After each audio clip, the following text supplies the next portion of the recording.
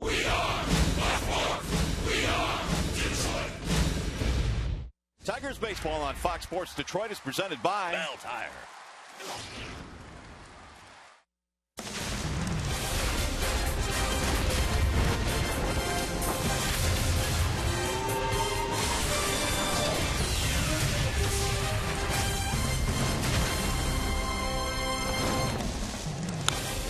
Shoots one in the air to right field. Ball is hit well. Ichiro back. Track. Wall. That is a game winner for the Tigers. Alex Avila hits one off the wall in right, and the Tigers walk off with a win. Yesterday, the Tigers walked off in celebration at CABRERA Park. Tonight, they begin an 8-game road trip, and this is what it looks like in the Central Division. The Tigers still a game and a half behind KC. The White Sox come in 14 back, game one in this series featuring the Tigers and Chicago. Hi again, everyone. Welcome to Tigers Baseball. Mario and Pemba, Ron Allen, glad to have you with us here for game one and what will be a 4-game series here between these two teams. And Rod, as we march towards September, every game counts, as they say, especially here on this road trip. Well, what the Tigers need to do here tonight against Chicago White Sox, they need to come into this place and play with some of that same emotion they took home last night after they won that game, very grueling game yesterday against the Yankees. They need to match the intensity of the White Sox here tonight. They've got a good hitting team, but they're not pitching very well. Well, the Tigers have a pretty good pitcher on the mound tonight. His name is Justin Verlander. His last start, his first start since that sore right shoulder, a pretty good one against the Minnesota Twins. You know, velocity was down a little bit for Justin Verlander in that first start against the Minnesota Twins. He also did not throw that many pitches in the game. But what I like from Justin Verlander this particular day is the fact they had so many guys that were hot, so many guys that like to run, so many guys that like to hit the ball on the ground, that he used that to his advantage. Lots of elevated fastballs, 92 to 94 by Justin Verlander upstairs to the Minnesota Twins. He had trouble with really only one guy, and that would be Trevor Plouffe, who had 3 hits against him. And ironically enough, Verlander had really had Trevor Plouffe's number. All right, now before the game, Brad Ausmus was asked what he thought about Jose Abreu, and he said, man, he's all right. And he was joking, of course, because Abreu has done some monumental damage this year against the Tigers. Well, you love the way this guy carries himself. He's got a big bat. He's got a big body. I love the way that he uses his legs, and I also love the way that he drives the ball to all fields. If you look at his straight chart, he uses right field almost as much as he does left field, and that's because he's got mad power.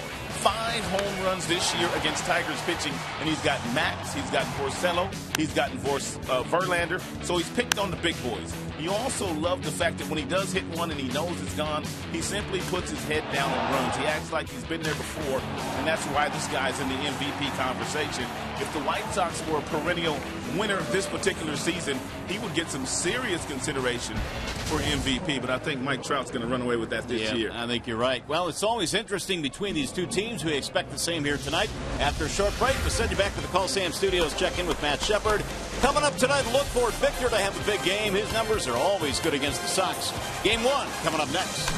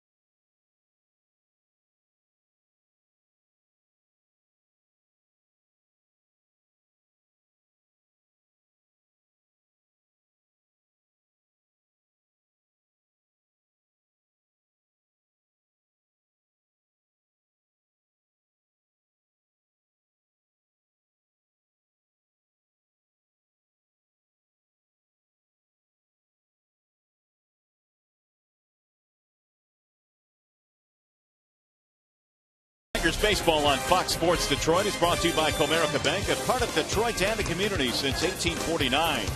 By Jeep, hurry in and get a great deal during the Jeep Summer Clearance event. And by Kraft, individually wrapped cheese slices, always made with real milk. Back here at U.S. Cellular Field in Chicago as we get you set for baseball tonight. The Tigers and the Chicago White Sox. Game 1 in a 4-game series. Plenty of Tigers fans here this weekend. And here are the Tigers starting lineup presented by the Southeast Michigan Ford dealers. It'll be Ian Kinsler leading it off. He is at second base, followed by TORII Hunter in right field. Miguel Cabrera is at first base. Victor Martinez, he is the designated hitter, followed by J.D. Martinez at left. Castellanos at third. The bottom three tonight features Avila, Suarez, and Ezekiel Carrera out in center field. And they are facing the right-handed offerings of Scott Carroll. Carroll checks in with 5 wins, 8 losses. The ERA just a shade over 5.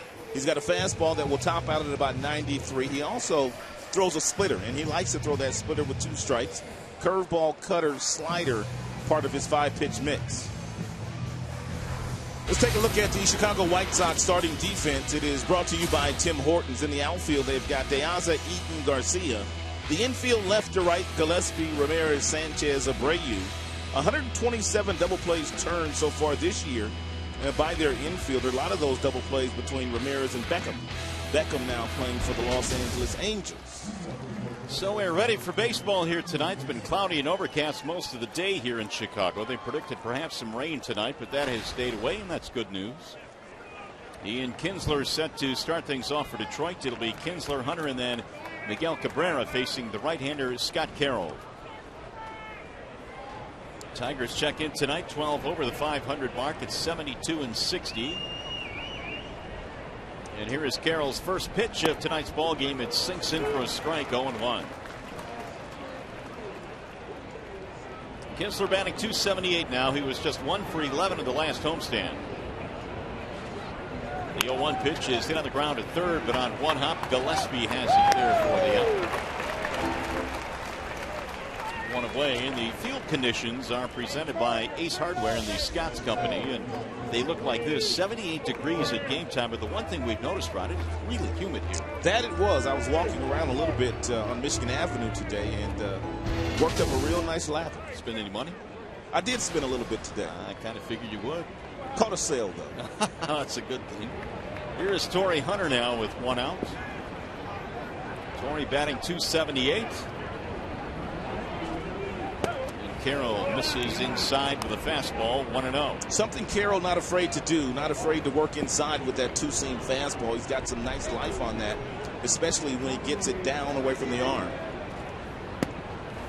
Hunter takes outside, and the count rolls to 2-0 on TORII now. The White Sox would love to see him throw more sinkers. I told you all the pitches he has. Fastball, splitter, he's got a curveball, he's got a cutter, he's got a changeup. They'd like to see him get back to throwing a lot more sinkers and working on the ground. 2-0 pitch, another ground ball. This one again hit at Connor Gillespie. And there are 2 gone and a couple of ground balls to third. Time now for the predictions that we have tonight for Tigers Player of the Game, presented by McDonald's new triple cheeseburger for just $2. I'm going with the starter tonight. I've got TORII Hunter here this evening.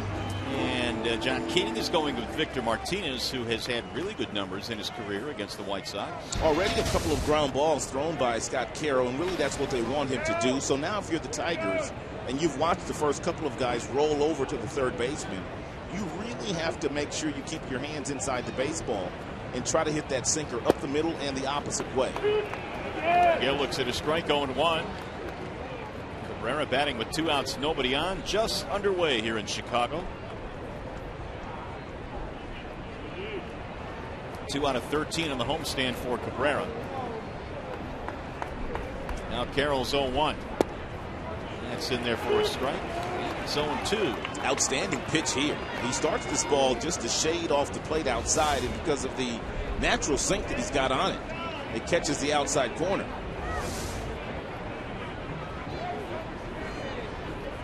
And Cabrera stepping out of the batter's box. Trying to slow things down perhaps here for Carroll. Carroll is 29 years old. An interesting story. Made his big league debut this year. Here's Here's the 0-2 pitch, and it bounces in. 1 ball, 2 strikes. Sometimes it appears that Miguel really doesn't get locked in until you get 2 strikes on him. And then he really starts to concentrate.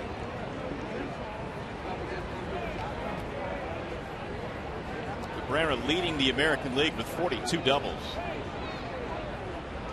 They want a fastball outside, and here's the 1-2.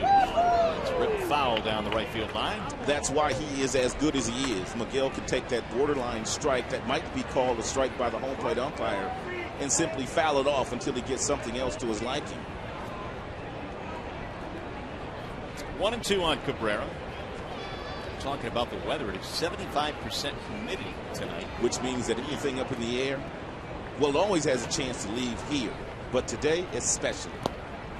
Bounce it again. 2 balls and 2 strikes. The hotter, the warmer, the humidity, you know, the ball really travels here at U.S. Cellular Field. Well, Cabrera has 17 home runs this year, so he's certainly well below his pace of the normal power number. It's been a while since he's hit one, too, hasn't it? Early August. Miggy sends one foul back out of play. So who knows? Maybe this is the ballpark where he gets on track here this weekend. Well, I'm going to go out and say in the 4 games here, he's going to hit at least 1. He's going to do that. Well, I'll go check one that. better. I'm going to go 2. Are you going 2? Yeah, you go 3 then. All right, I'll go 3. I'm in for 3. A little bit of a wind blowing in this evening, though. We'll see if that has any effect on any fly balls hit. Carroll trying to put away Miguel Cabrera, the 2-2. Bouncing ball foul. And so Cabrera hanging tough here, trying to get it to Victor Martinez. This will be the 8th pitch coming up in this at bat.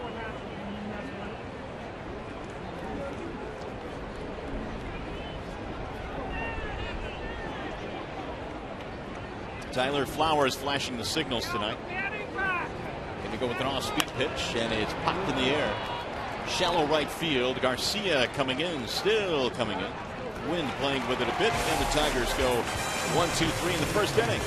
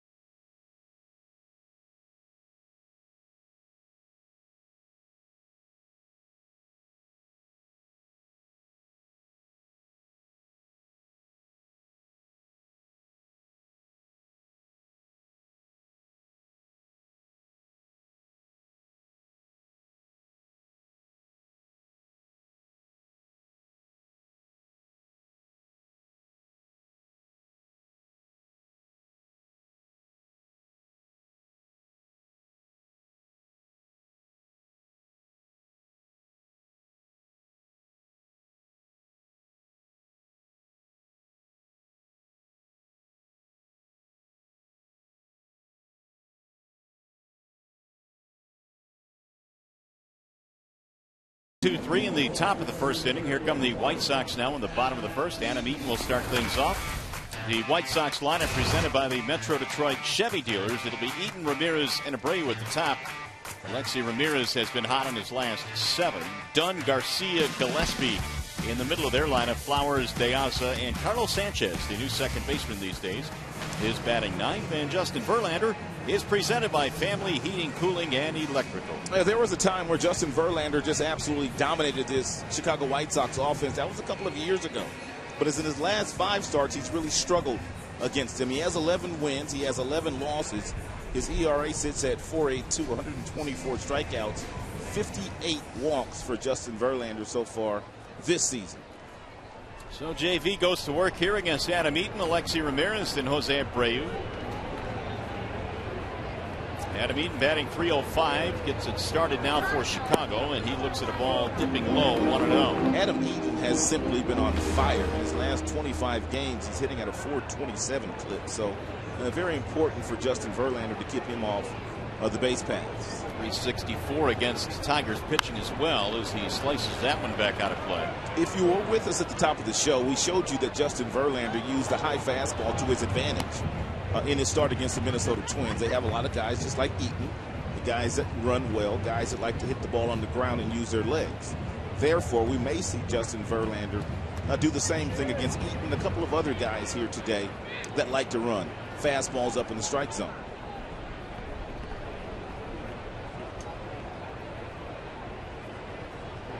Here's the 1-1 coming home now to Eaton.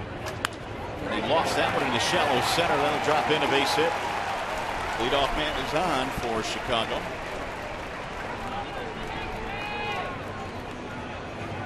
Let's take a peek at the Tigers starting defense behind Justin Verlander this evening, left to right.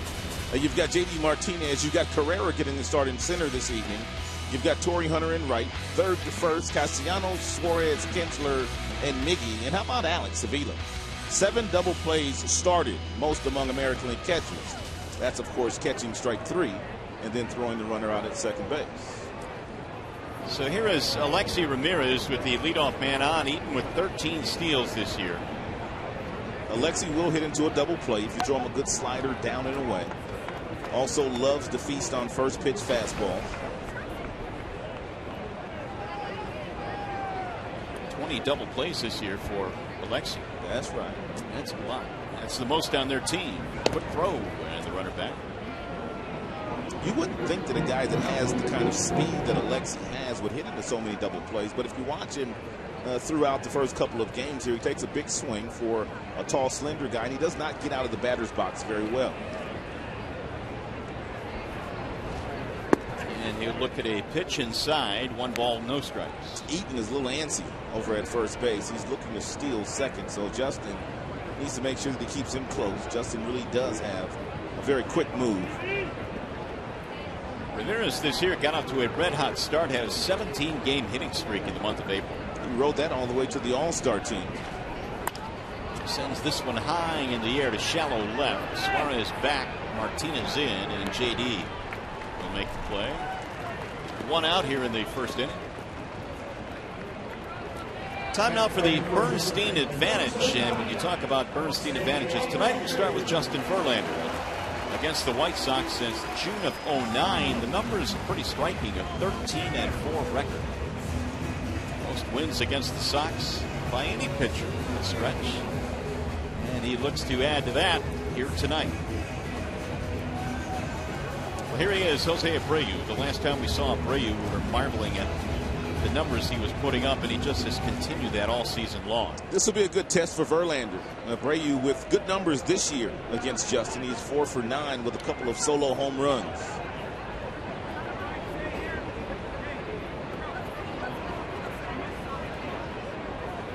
Abreu is on pace for 40 home runs this year. Hobbling it after is Cabrera, and that's going to allow the runner to go to third. Miggy not able to get to that ball very quickly. You can tell the ankle is still bothering him, and he was just hobbling toward the ball. And that's going to set up a scoring chance now for Chicago. Well, the last thing you really wanted to do here today was pitch to Abreu with runners in scoring position, and Brad Ausmus really doesn't have to. That ball gets right underneath the body of Eaton. By the time Miggy able to run it down, Eaton on third base with his speed. Even if Miggy was healthy and 100%, Eaton would still be on third base. So Verlander now has some trouble to deal with. The runner at third, 1 out. He'll get a chance to wind up, get out of the stretch where he's much more comfortable. Abreu this year has hit 5 homers off Tigers pitching total. 2 versus JV. And there's a ball missing inside. Tigers conceding the run here in the first inning. The infield is back. Anything hit on the ground, with the exception to right back to Justin Verlander. Abreu will get his 98th RBI of the season, which leads the American League. And he's been up there most of the year in that top spot. another one inside. The count goes 2-0 now on Abreu. Looks like Justin might want to use that free parking spot he's got down at first base for Abreu. Wouldn't be the worst thing. Got Adam Dunn in the on-deck circle. Dunn has not done nearly as well against Verlander as Abreu has.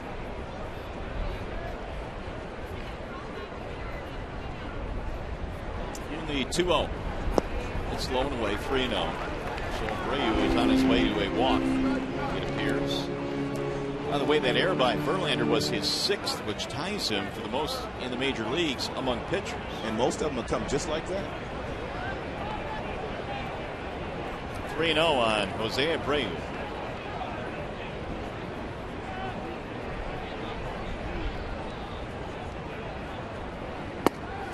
And he missed the inside corner, ball 4. That's smart pitching. The one guy that I know for a fact they're not going to allow to beat them in the 4-game series, that's Abreu. They just can't afford to. The Tigers are looking to go to the postseason. White Sox are not going. You cannot allow Abreu to have his way as he's had all year against Tiger pitching. Will most teams identify that one guy in the other lineup to maybe pitch around for a series? Well, most teams have just the one guy, but the Tigers have multiple guys because they have Victor and Miggy. So you have to pay close attention to 2 guys that the Tigers have. There are other teams that have 2 really good impact players, but not too many better than the 2 I mentioned in Vmart and Miggy. So here is Adam Dunn now. First and third, 1 out. Dunn skies one in the air. It's in the left field. Runner will tag. That's Eaton. Martinez coming in, sizing it up. He'll score the run as the throw comes into second base. Sac fly for Dunn. And the White Sox take an early lead. For Adam Dunn, RBI number 52.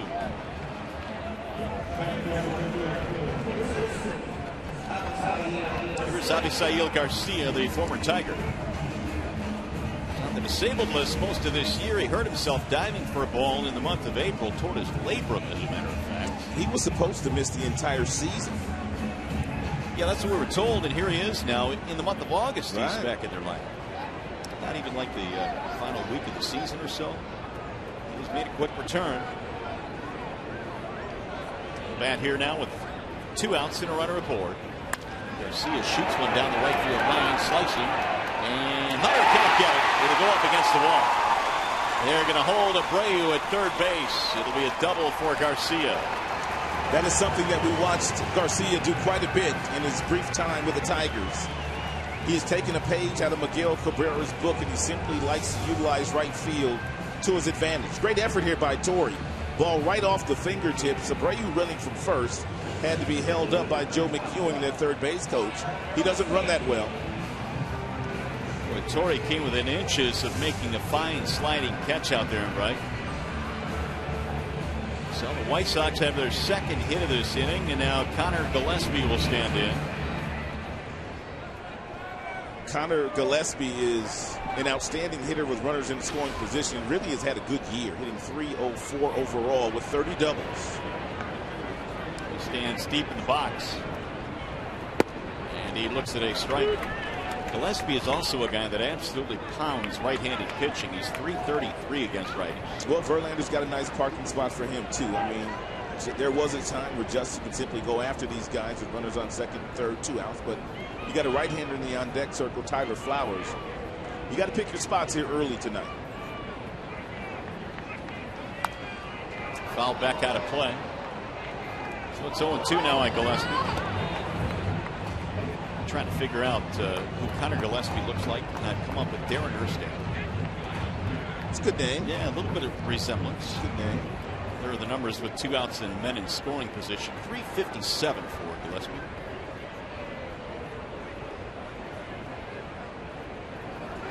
Their games aren't similar. Just strictly talking about facial. Their center fielder plays more like Dustin. Yeah. Erstad, Darren, excuse me. No doubt. Erstad used to throw his body around like nobody's business. 0-2, the count stays on Gillaspie. He's hit 6 home runs this year. He's been more of a line drive hitter this year. These guys are more dangerous in these types of situations. I'd much rather see a big power hitter, a guy that strikes out up there with 2 outs and a runner in scoring position versus a guy like Gillaspie, who puts the ball in play quite frequently.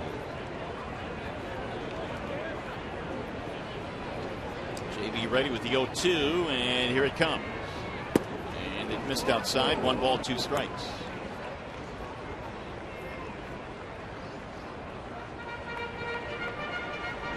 Flowers on deck. Sacrifice fly by Dunn. Scored the first run of this ball game.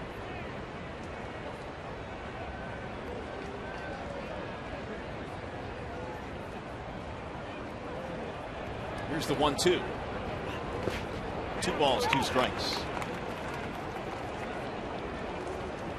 These two teams have met a total of 12 times this year, and well, it's dead even, 6 wins apiece. And they always seem to be very highly contested games, no matter what the year, no matter what the records are. The White Sox and the Tigers just seem to play very close games against one another. Typically, they're decided by 1, 2, maybe 3 runs. Very few blowouts in this series. There have been a couple this year, but it's typically a close game. Here's the 2-2. High, 3 balls, 2 strikes. And Gillespie not chasing that high fastball. Verlander able to get ahead of Gillespie. No balls, 2 strikes. Now Gillespie's worked the count back into his favor. Verlander's top fastball so far here in the first inning has been 93 miles an hour. We'll see if he feels comfortable enough to come with one here. Fouled back out of play, 95. Reach back to get a little extra.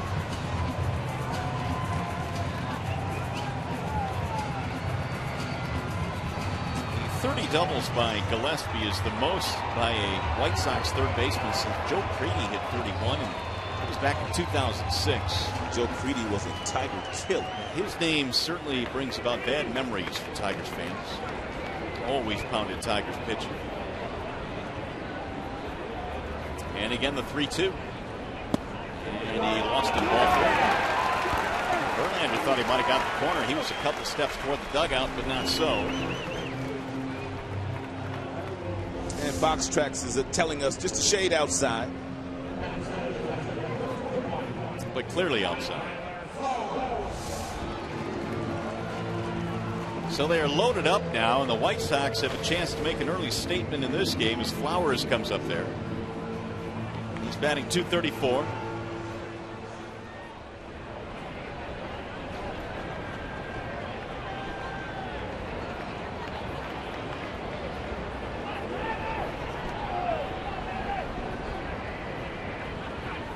Flowers takes ball 1.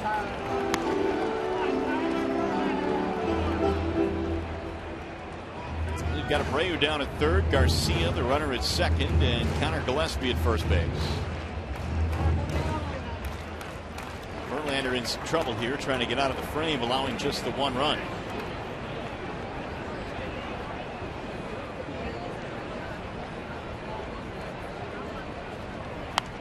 Fouled back out of play, and the count levels now at 1 ball, 1 strike.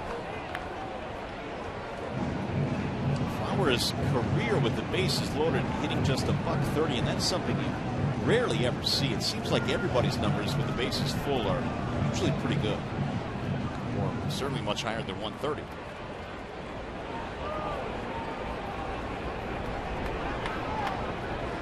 Flowers 9 home runs this year.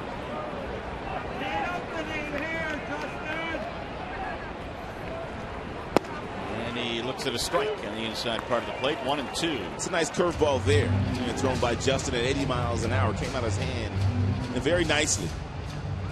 It's a no seams curveball. Verlander does not use any seams when throwing this pitch, which is very, very rare. Most guys use the seams to their advantage when they're throwing the curveball, but not Justin. It seems like he would need the seams to get some traction. Absolutely.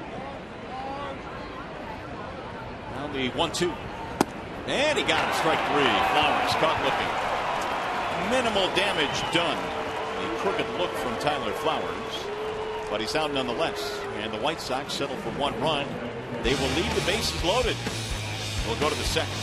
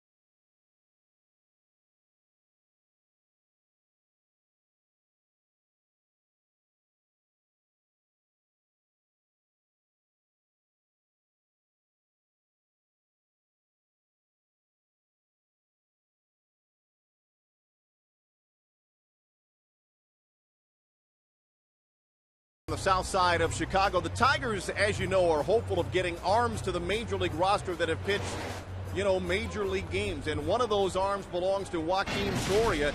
The injured reliever was out in the outfield before today's game. The Tigers had him throwing at 90 feet. It's the next step in the progression as he comes back from that pulled side muscle.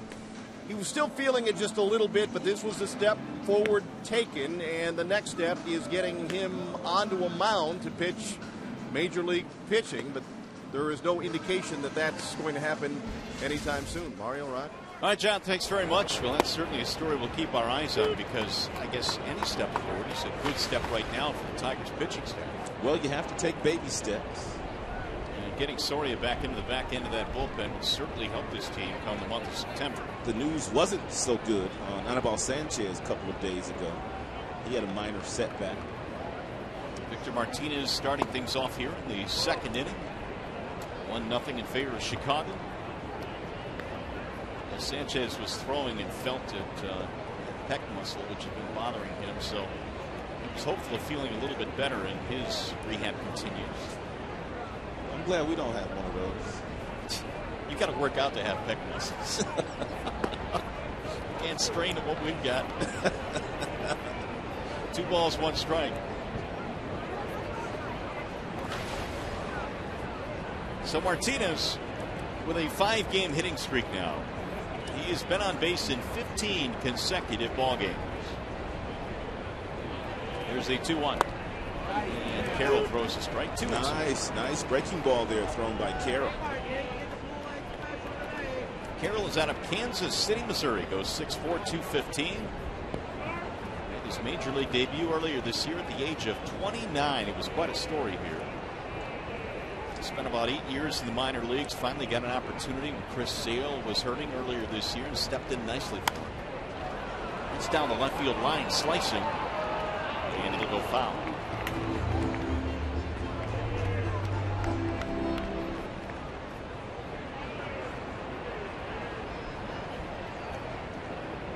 It was a 9-2 win on that day in which he subbed for Chris Sale. He went 7 1/3 in his big league debut, gave up just 1 earned run.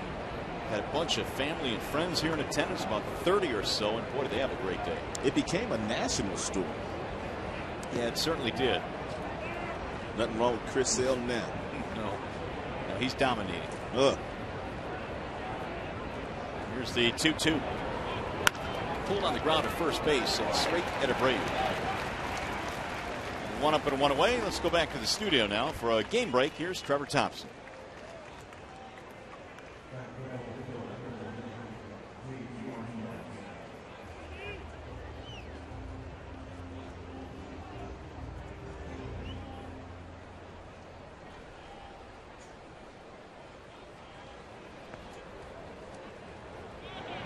All right, Trev, thanks. I must have heard that wrong. Somebody hit a ball over Lorenzo Cain's head. I was thinking the exact same thing. Lorenzo Cain made a spectacular catch last night running the ball down at the base of the wall. 1.5 game spread between the Tigers and the Royals right now. There's not much that drops when Dyson, Cain, and Gordon are in that outfield together in Kansas City. J.D. Martinez batting .308. Stands in with the bases empty. J.D. with 17 home runs this season. Big swing there, and he's down 0-2. It looks like he's going to work on his sinker ball today. Carroll's already thrown really good sinkers today to the Tigers' right-handed batters. As I said earlier, it's going to be very important for the Tigers hitters to think about driving that ball back up the middle or the other way. That way you don't roll over to the left side of the infield all night long. He'll shoot one the other way into shallow right field. It's going to drop right in front of Garcia. So mission accomplished there, and the Tigers have their first hit. You know, even if you are fooled with your body and you get out in front, and J.D. was obviously fooled on this last breaking ball thrown from Carroll, but if you keep your hands back, which he does, you can still reach the ball and you can still put it in play. You can see the body left him, but the hand stayed back long enough for him to make contact, and really that's the name of the game.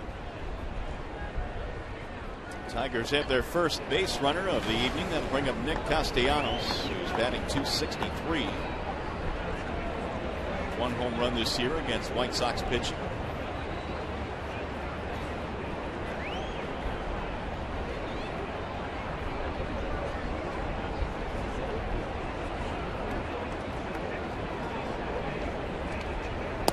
Nick looks at ball one outside. Castellanos enjoying a 7-game hitting streak right now, the longest he has had this season.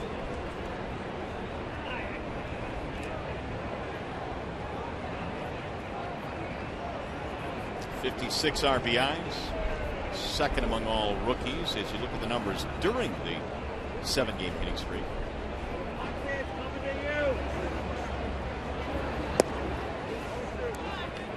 Two balls, no strikes on Castellanos.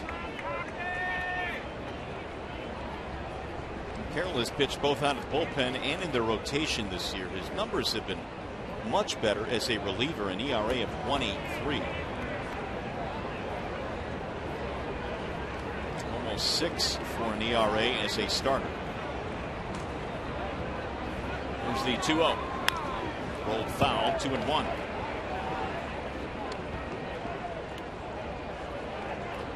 Here are the splits. 4 victories as a starter, 1 as a reliever.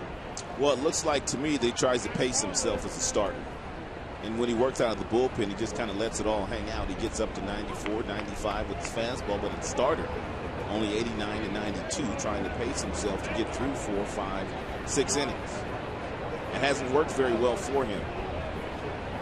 2-1 is fouled at home plate. 2-2 now on Castellanos. He's got a good sinker today, though. He's using that sinker to try and get a ground ball here from Castellanos. Nick's been relatively hot of late. 318 over his last 18 ball games. 13 RBIs in that stretch. His bat has come alive here in the month of August.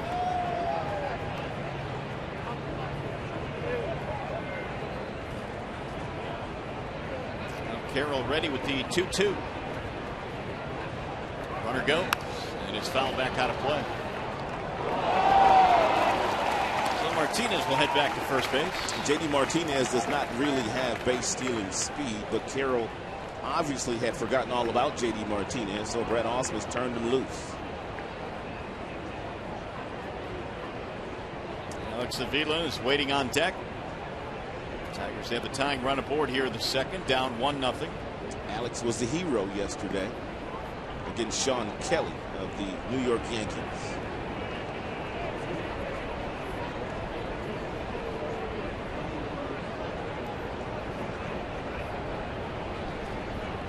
Bouncing ball, third base side. Gobbled up there by Gillespie. Second one, relay. Not in time. Fielder's choice, and Castellanos is safe at first base. Sanchez is not as good at second base as Gordon Beckham was. Gordon Beckham was an outstanding defender. He's now playing for the Los Angeles Angels. We showed you the double plays they turned this year, 127 most in the major leagues. This one gets over to Sanchez, but he can't get anything on his throw, and therefore he can't turn it over. Sanchez really using that bag to protect himself, kind of afraid of contact there by JD Martinez. He had no shot. He threw that ball flat-footed. And he seemed to be a foot or two behind the bag when he let go of it. He had played some third base, some shortstop, and some second base in the minors. More of his action came on the left side of the infield, shortstop, third base. So he may be a little scared still of the runner sliding in on double plays.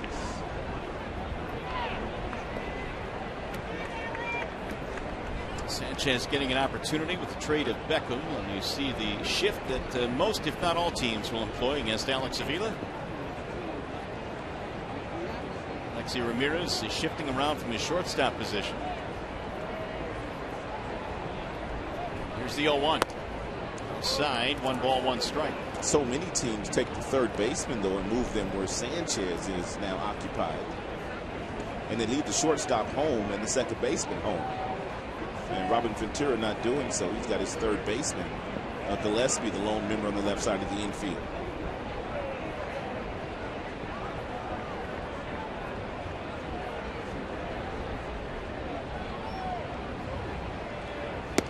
One is swung on and missed. 1-2 on Avila. 2 out of 11 in that homestand. The recently completed series against the Yankees, but hit number 2 is a huge one. The Tigers really needed that game yesterday. Yes, they did. had suffered that blowout loss in Game 2 in that 8-run inning against David Price, but they bounced back. They walk-off win yesterday. Here's the 1-2, and it's fouled off. Here's that hit by Avila yesterday against Sean Kelly. He went up there looking for a slider. He got the slider down in the zone, hit it over Suzuki's head in right field for the game winner. This is my favorite part of that whole package. When's the last time we've seen a guy throw his glove on the field like that? Disgusting. Well, Phil Koch spiked the glove, but that was in glee in the postseason a couple of years ago. That was in disgust. Shannon got soaked yesterday, too, just like Alex Avila did. It's a bouncer to first base, right at the bag. Abreu will touch it for the outs, and the inning is over. No runs and a hit. One man left.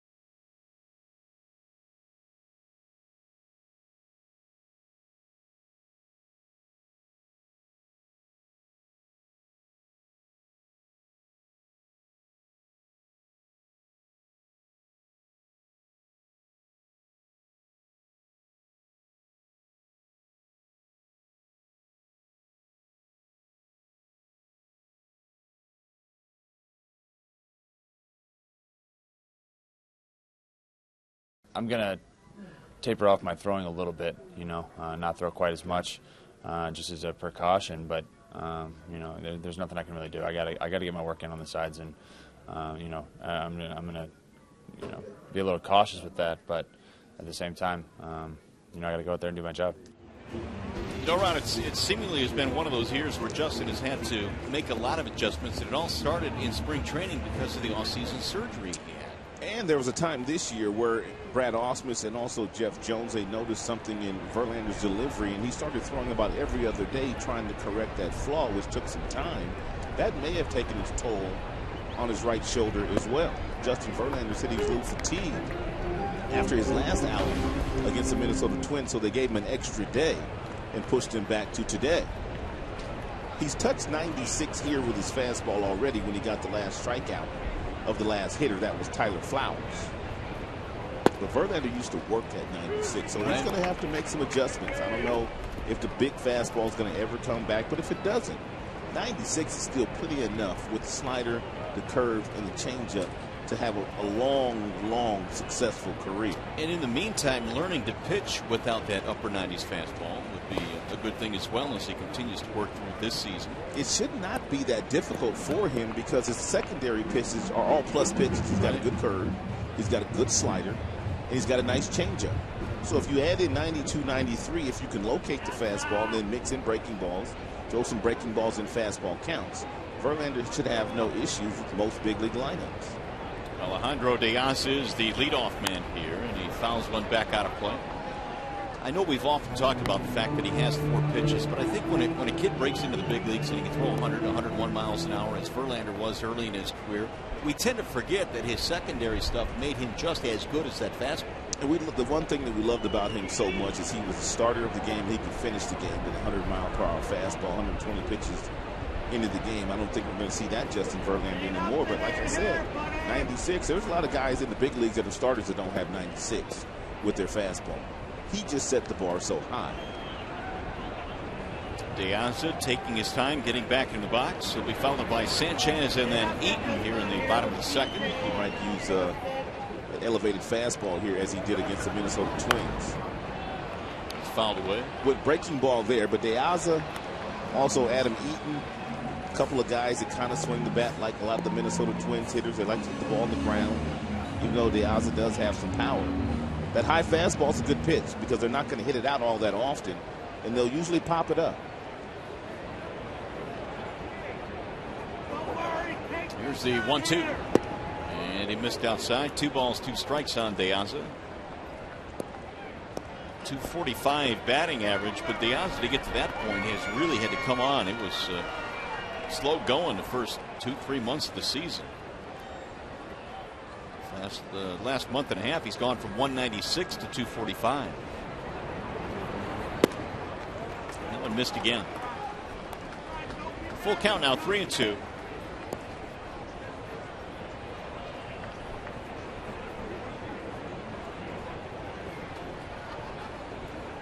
De Aza now has worked an 8-pitch at bat. This will be number 8 coming up. And he pulls it down the right field line. It is a fair ball. It's going to go to the corner. It is extra bases for De Aza. He'll hit the back at second. He's going to try for 3. There's going to be a play. Here it is, the tag, and he is out. Oh, what a relay by Kinsler, and what a throw by TORII Hunter. That's bad base running there by De Aza. I'm not sure whether McEwen, the third baseman, told him to come over or not, but it's not a good play making the first out at third base when you should be standing on second. He got a fastball down and in. That's most left-handers' happy zone. By the time TORII Hunter got over there to get it, De Aza, he was rounding first. I didn't think there was any way he was going to try to go to third base. TORII Hunter hits a cutoff man, Kinsler. Kinsler fires the ball to third base. Tag applied by Castellanos. He's looking at the third base coach, so he must have been told to come over there by Joe McEwen. Price is averted. The Tigers executing the relay right on the money. The one-hop throw by Kinsler. There is Sanchez to stand in. He looks at a strike. Double in the putout goes 9-4-5 on De Aza. That is popped up foul, back out of play.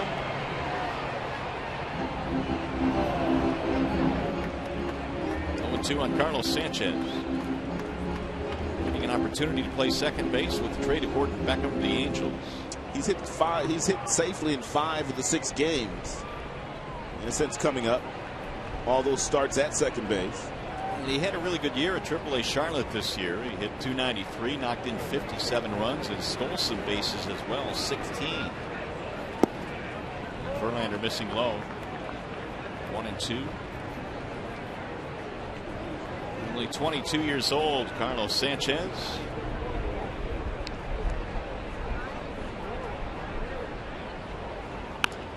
He'll loop that one to center field. And it's caught and run by Ezekiel Carrera. Nice running play. Here's Verlander last start against the Minnesota Twins, and I was talking to Jeff Jones before the game today, and I said, was Verlander throwing his fastball up in the strike zone by design? He said absolutely, because we both agree that most pitchers like to work down in the zone, but when you have a team that you know you can exploit a weakness against, you go after that weakness, and that's exactly what Justin did.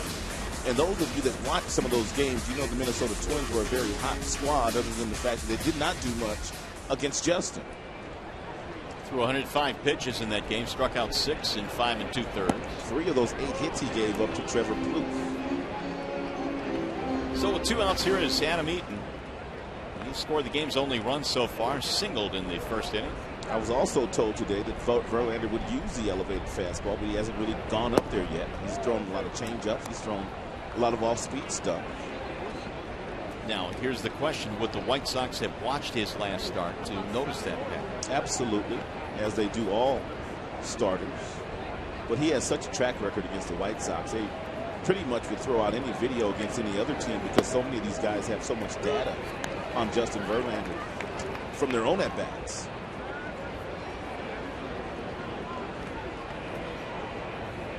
Two and one. Adam Eaton. And slice to left field. That'll get down. A base hit, maybe more. Let's see. Cabrera cuts it off. Eaton going to try for 2. And he's in there safely. It'll be a 2-out, 2-base hit. Bring up Alexi Ramirez. Fastball down, sliced the opposite way by Adam Eaton. A nice job to get to this ball. But Eaton just too much speed. Oh, he can fly.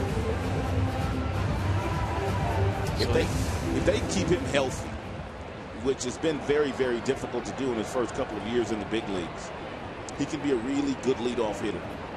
That is the major question. Had an oblique problem this year. And Alexi Ramirez looks at ball 1. Ramirez flying to left field his first time up, 0 for 1. Second consecutive inning where Justin Verlander pitching in a little stress, and it could have been a lot worse had De Aza been not thrown out trying to stretch a double into a triple. Verlander pitching out of a bases loaded jam in the first, allowing just the 1 run. Ramirez watching it all the way. Stares at a strike, 1-1 the count. JV up to 41 now in the pitch count.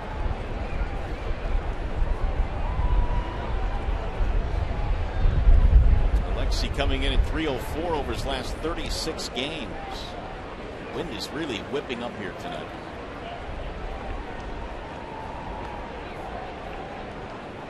And there is visual proof.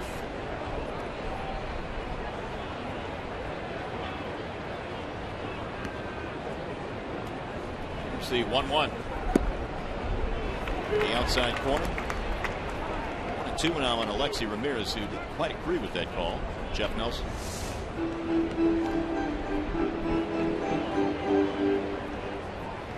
Bender that just nipped the outside corner. It's a nice job by Avila, ever so slightly pulling that ball back in the strike zone.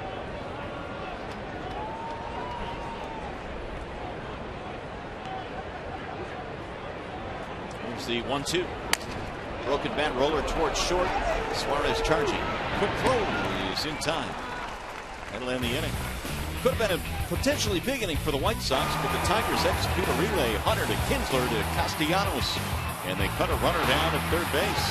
Tigers baseball tonight presented by Bell Tire.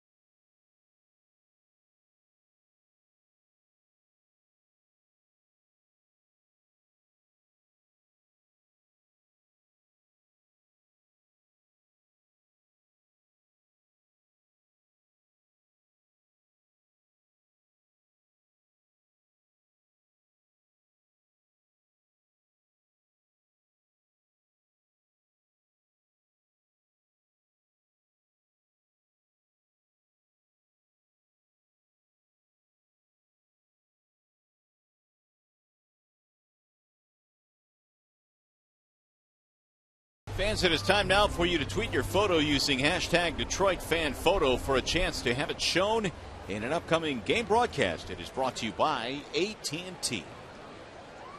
Back here in Chicago, where the Tigers and White Sox opening up a 4-game series. Doubleheader here tomorrow. It'll be Eugenio Suarez leading it off. Suarez, Carrera, and then Kinsler. And the Tigers Top of the third. 1-0 in favor of Chicago. Scott Carroll goes back to the hill and he misses inside 1-0. Suarez 0 for 6 in that series against the Yankees. Here's the 1-0 pitch. Swing and a miss. 1 ball, 1 strike. Eugenio's knocked in 18. He's hit 4 home runs this year, but 3 of those came in his first 8 games as a Detroit Tiger. Rolled foul, and the count now is 1-2.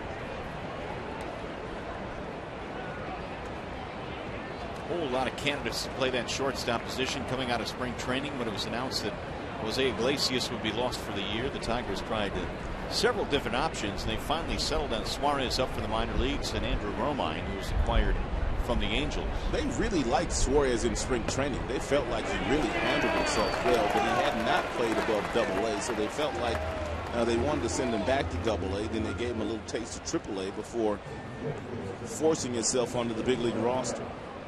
Well, with 1 out, it's going to bring up Ezequiel Carrera. He'll bunt once a game. He hasn't gotten many starts lately, but Ezekiel is one of those guys that really likes to use his legs to his advantage. Therefore, trying to hit the ball on the ground and bunting at least once per game. And Gillespie feels the same way. He's on the grass at third base. No sign of bunt there, and he takes ball 1. Last couple of times Carrera played, he had an issue with hitting too many fly balls, and that's just not very advantageous for him.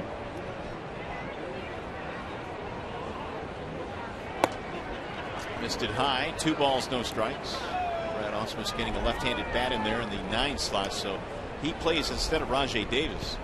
And Ezekiel over the years has had good numbers against the White Sox. 419 as a matter of fact.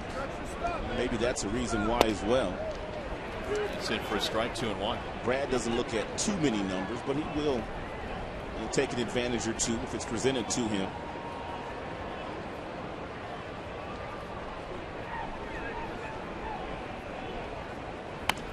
And that is sliced to left, base hit. So add another hit to that total. 1 on, 1 out. Very patient at bat by Carrera. He worked the count to his favor. 2 balls, 1 strike. And then he got a breaking ball at the top of the zone, and then he just simply pulled the hands up, didn't try to do too much with it, and slice it the other way. And he ought to do a whole lot more of that, especially when the third baseman plays in so close. He ought to master the art of hitting the ball right between third base and shortstop.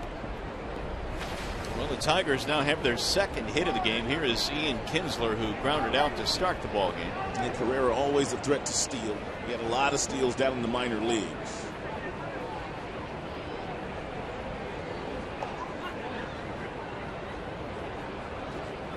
Tigers still trying to get Kinsler going. It has been a very slow second half since the All-Star break. Ian at 224.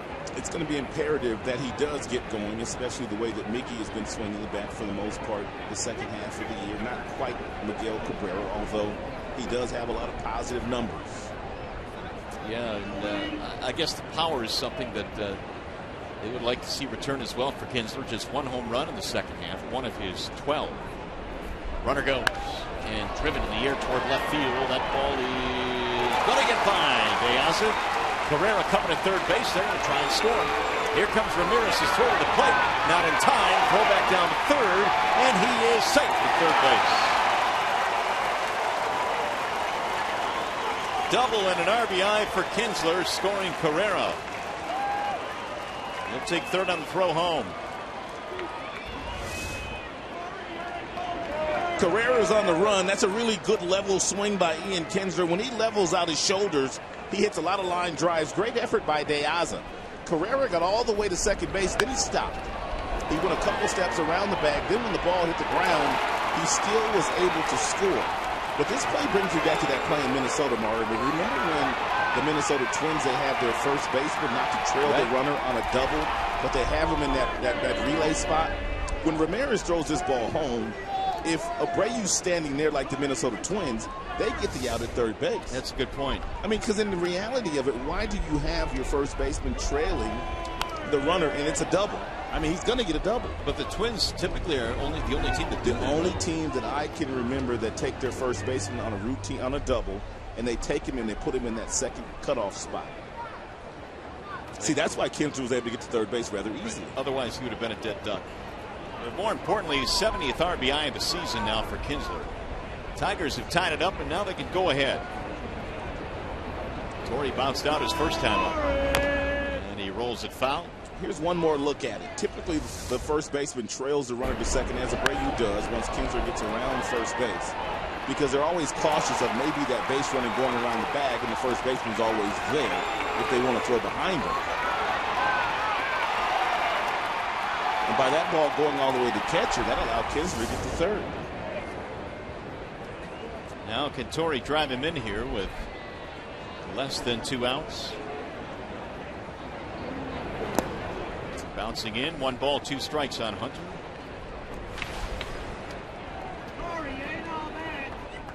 Of the active players, nobody has more hits against the White Sox than Torii Hunter. 193 hits. In fact, the Tigers have the top 2 actives. TORII is number 1. Victor Martinez is number 2.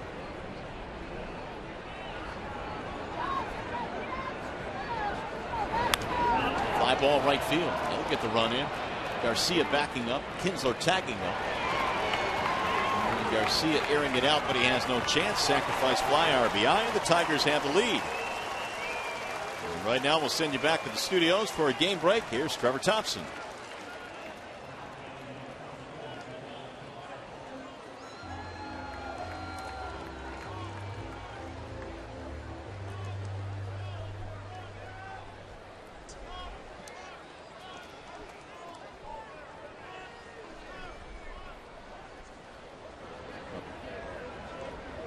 All right, Trev, keep the good news coming. Here the Tigers have taken a 2-1 lead. Don't sleep on the Cleveland Indians right now. They're playing some of their best baseball right now of the year. I was thinking the same thing myself. They did the same thing last year under Tito Francona. The Indians came in 5.5 out. In the end last year, they finished just 1 game behind the Tigers. So a little bit of spark here in the third for Detroit. The single by Carrera, the double by Kinsler, and Hunter with a sac fly. Miggy is 0-for-1 with a fly ball. He drives this one in the air to center field. Eaton is on the run, still going back to the warning track to make the catch. And that'll do it for Detroit, but they grab their first lead of the game.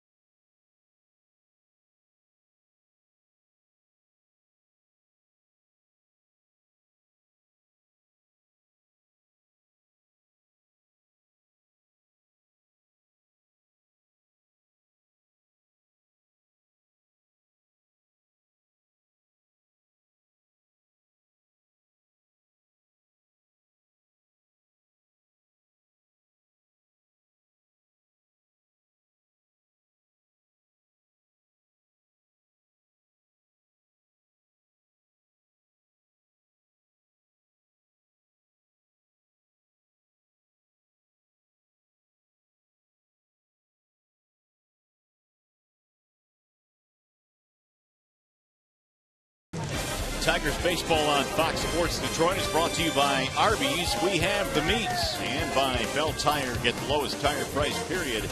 Bell Tire. Every time the Tigers come to Chicago, there's plenty of Tigers gear in the ballpark. Tonight is no different. Long weekend this weekend as well. Labor Day coming up on Monday. That's right. Well, the Tigers got busy in the top of this inning. They score a couple of runs. Ian Kinsler, big RBI double. Carrera got it started with a single to left field. I'm sure there'll be quite a few Tigers fans that take the drive over on Monday afternoon as well to watch the afternoon game in Cleveland. 4-game series here, and then it's on to Cleveland for 4. All right, Verlander has the lead now as we go to the bottom of the 3rd inning. Jose Abreu leads it off, and Adam Dunn and Avisail Garcia. Verlander walked Abreu in his first at bat.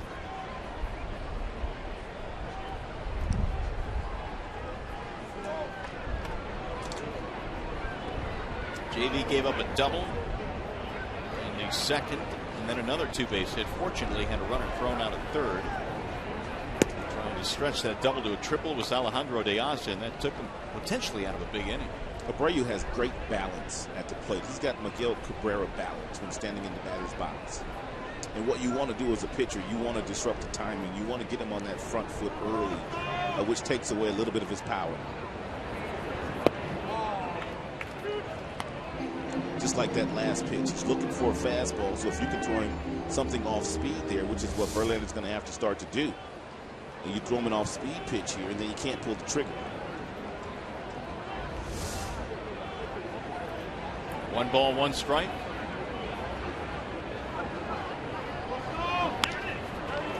Flared toward right field. That's going to drop in.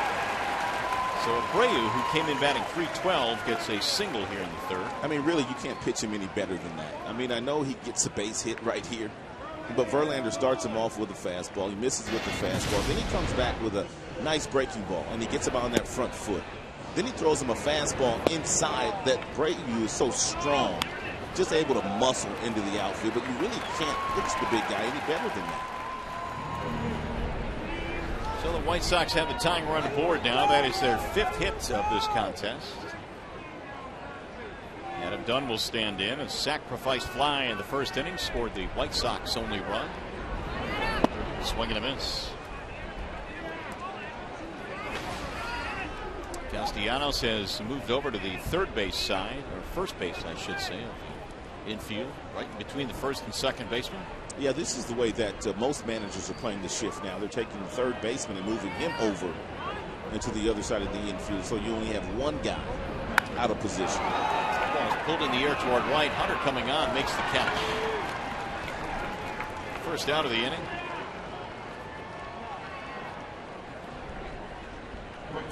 Well, just a reminder, as you enjoy a cold one, to look forward to Miller Time later in tonight's game. It's brought to you by Miller Lite. 1 on, 1 out for Avisail Garcia.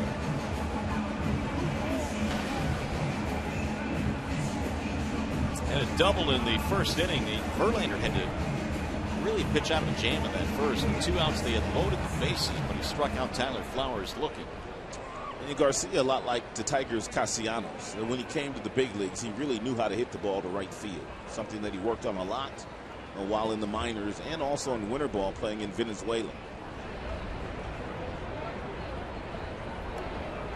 It is something that really stood out in his approach once he got to the big leagues. And you always seem to notice that when it's a young guy, because quite honestly, you don't expect it. No, because a big, strong, physical guy like Garcia, and when they're in the minor leagues, most guys are trying to hit the ball to left field, left center field. They're trying to hit it in the seats all the time. But his approach in batting practice is one where he'll drive the ball the opposite way, as he did his first at-bat today against Verlander.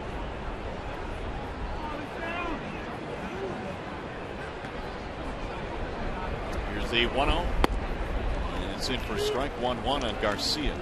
We well documented this, but Garcia, you're really good friends with Miguel, and he just looks like Mini Mickey in that batter's box. He holds the bat the same way, down on the knob.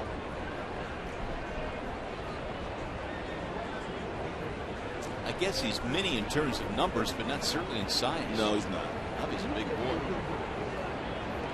1-1. He'll hit that one in the air to left, but it's playable. J.D. Martinez coming over. 2 gone now. It's like us calling Kenny Vargas Little Poppy. Yeah. And he's 6'7", 275. He's probably bigger than Poppy. He is bigger than Big Poppy. Here's Conor Gillespie. Gillespie drew a base on balls in the first inning after falling behind in the count 0-2.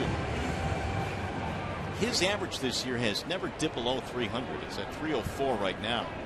They love his bat, but they don't necessarily love him down at third base. Well, the other thing is, and sometimes we measure offensive numbers based on position on the field, but does it give you enough power from that third base position? Probably not. But if a guy's going to hit 300 and hit you 35 to 40 doubles and drive in 80 runs, you'll take that. I mean, you'll take that production. You'd love to have a guy that can circle the pillows and trot around the bases hitting home runs, but you'll take that production. A guy that can keep the line moving. Popped up. Left side of the infield, Castellanos. Foul ground to make the catch, and the inning is over. No runs, a hit. Leadoff man is stranded. And coming up in the fourth inning, Victor Martinez will start things off for the Tigers.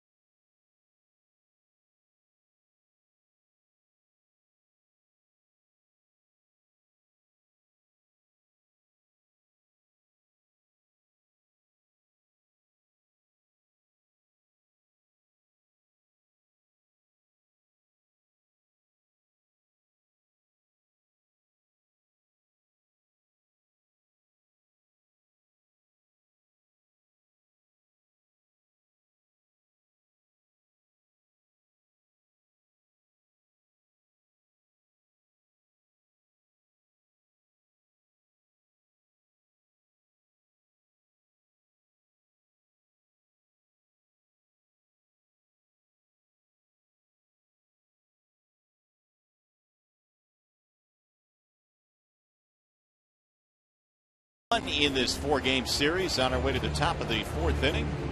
Got some news earlier today that Steven Moya was named the Eastern League MVP, and boy, did he put up some big numbers this year.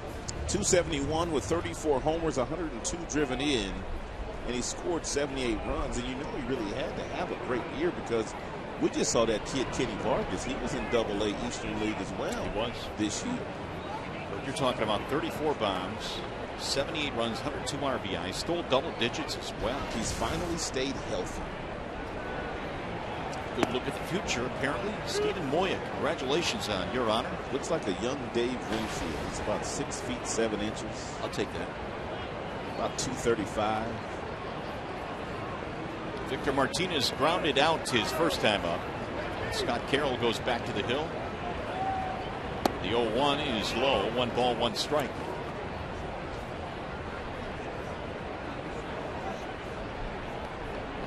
I mentioned that Carroll spent parts of 8 seasons in the minor leagues. He threw almost 650 minor league innings before he got his first big league opportunity earlier this year. Which means he knows how to pitch. That's in for a strike. You spend that much time down in the minor leagues, and you're pitching against a lot of guys over the years that are in the big leagues now. And he's probably gotten some of those guys out. He was one of the, in fact, the top pitching prospect coming out of the state of Missouri as a senior in high school. And he came out at the same time as Max Scherzer and was rated above Max Scherzer coming out of high school. Wow. So, you know, he had some talent heading into college. 2 balls, 2 strikes.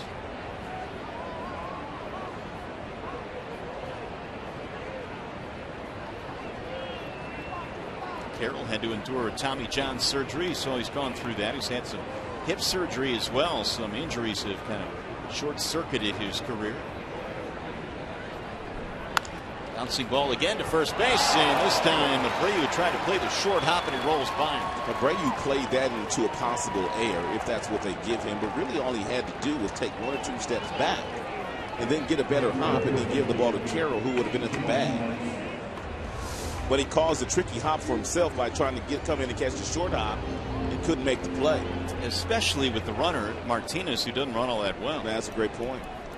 And that is an error, E3.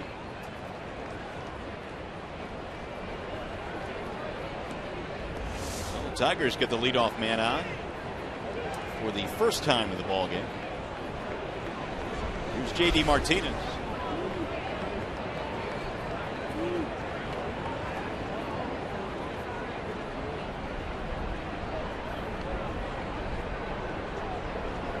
J.D. looks at ball 1 high.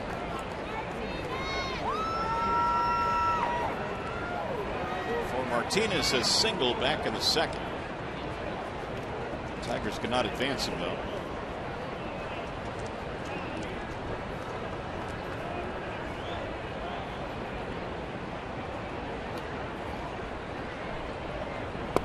Big swing there by J.D.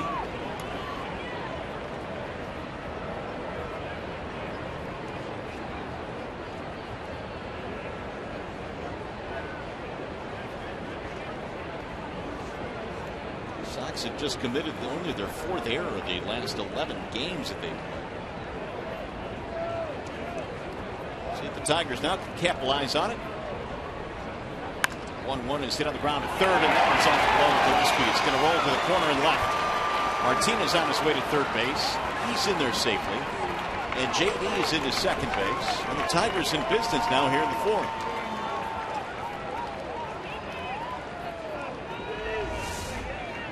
Carroll having no problem whatsoever getting the ground balls with that real good sinker that he's had today. But this one hit hard. Gillespie goes over, tries to backhand it, and the ball goes right over his glove.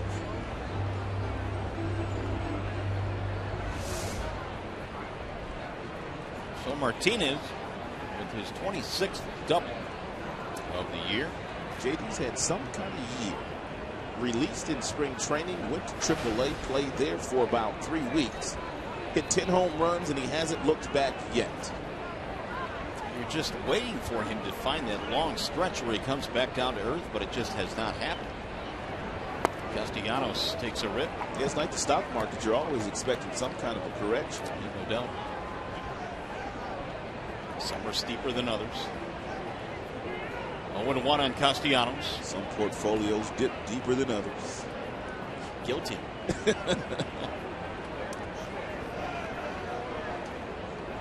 Nobody out. Tigers on top 2-1.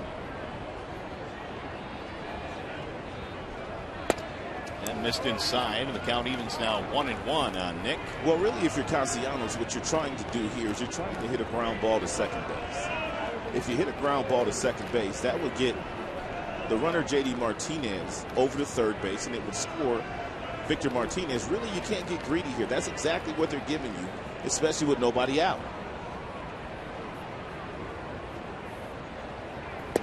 Another big swing, and the count goes to 1-2.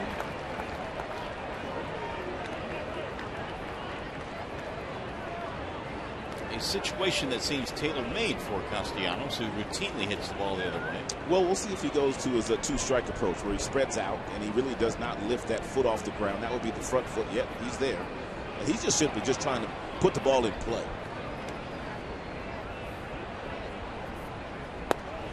Just inside. I like when he does this with 2 strikes. I don't particularly like it when he does it to start off in that bat, but he's had success this year. He's had a nice rookie campaign.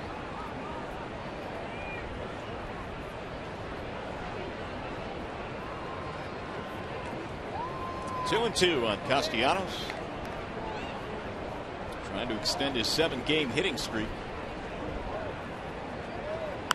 And he shoots one foul back out of play.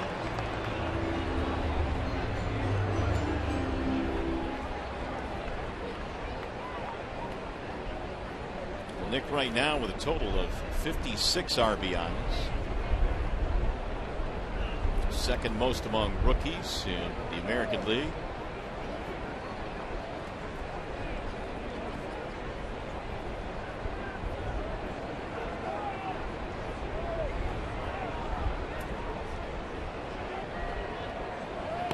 Inside, rolls away from Flowers, and now the count has gone full to 3-2.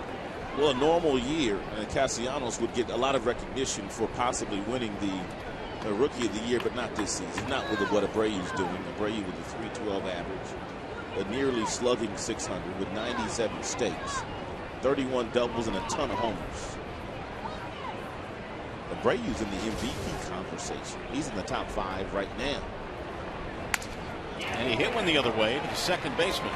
Gobbled up there by Sanchez. He'll throw him out. He'll get so many high fives when he gets back to the dugout. That is just an outstanding bat by Castellanos. I mean, that is an outstanding bat. How the game is played. And the Tigers have taken a 3-1 lead. And every single swing that he took was one where he was trying to do just this. This ball is inside. He just fights it off for an out, but he gets the runner to third base and he scores the 1 run. And on top of that, moves the runner to third where he can score on a fly ball. That's the at-bat of the game so far. High fives that Castellanos receives. 57 driven in now for Nick. Very unselfish. Here's Alex Avila. The infield is shifting, but they're also in. And it's driven to right field. That will get a run in. It's going to go all the way to the wall. Garcia going to run it down. Avila's on his way to second, and he is going to stop there with a double. And an RBI as well, and the Tigers add another. They lead 4-1.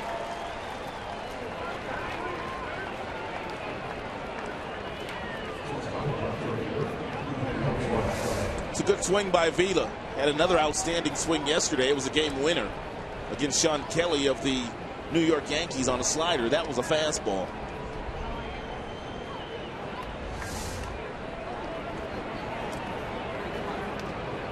21st double of the year, and Avila now with 39 driven in.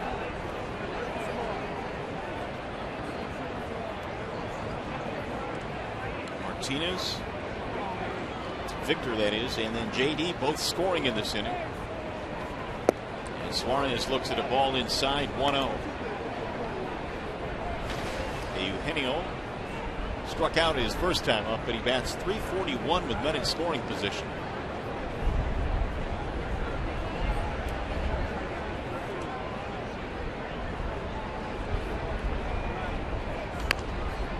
Rolled foul, third base side. It all started with a misplay by Abreu at first base, the error on the ground ball by Victor Martinez. That opened the door, and the Tigers able to take advantage.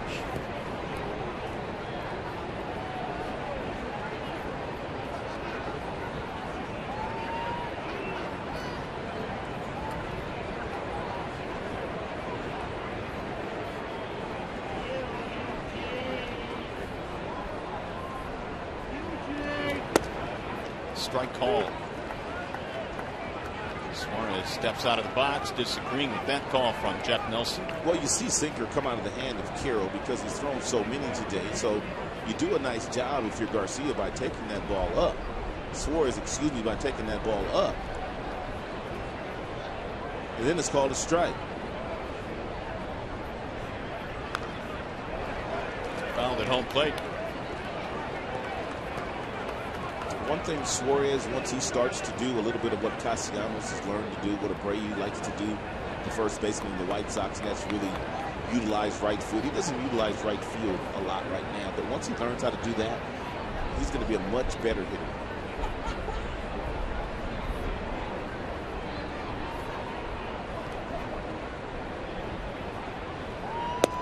And that one is low and away. 2-2 to count. Why is it that some young guys do that and some just, either because they don't want to or refuse to or whatever, just don't do it? Well, in Abreu's case, he probably played a lot of baseball, as we know, in Cuba. Castellanos must have had a hitting coach along the way, probably Dad. You know, they placed a major emphasis on driving the ball the opposite way. Might have had a hitting coach or two. That is ripped down the left field line. It's going to drop, base hit. Here comes Avila. They're going to stop him at third. And so Suarez gets a solid single to left. We'll put him at first and third now with 1 out. Don Cooper coming out. And it gives us an opportunity to remind you the pennant race is on. Place a deposit on 2015 Detroit Tigers season tickets, and you'll receive 2014 postseason priority. Call 313-471-BALL or visit tigers.com.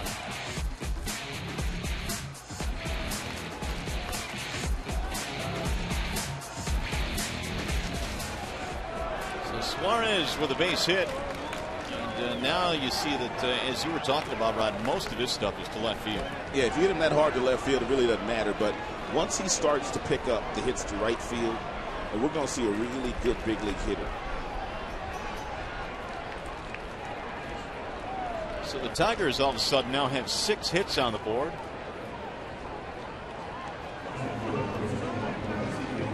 It's going to bring up Ezequiel Carrera, who got the scoring opportunity started back in the third with a single the other way.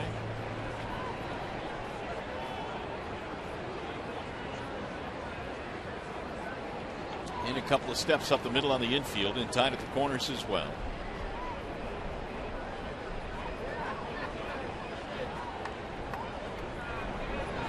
Carrera showing bunt, but that ball bounced in.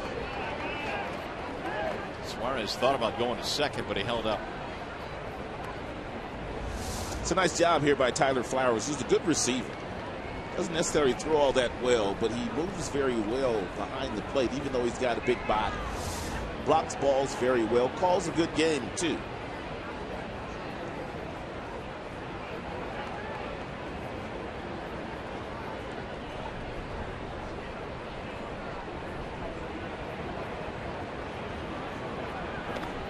Chase Suarez back.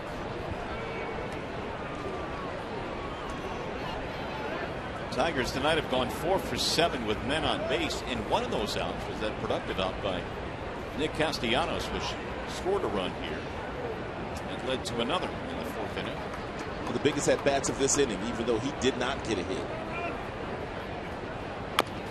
High chop to first base. Abreu backs up, and he can't get it, and everybody is safe. That'll be another error on Abreu.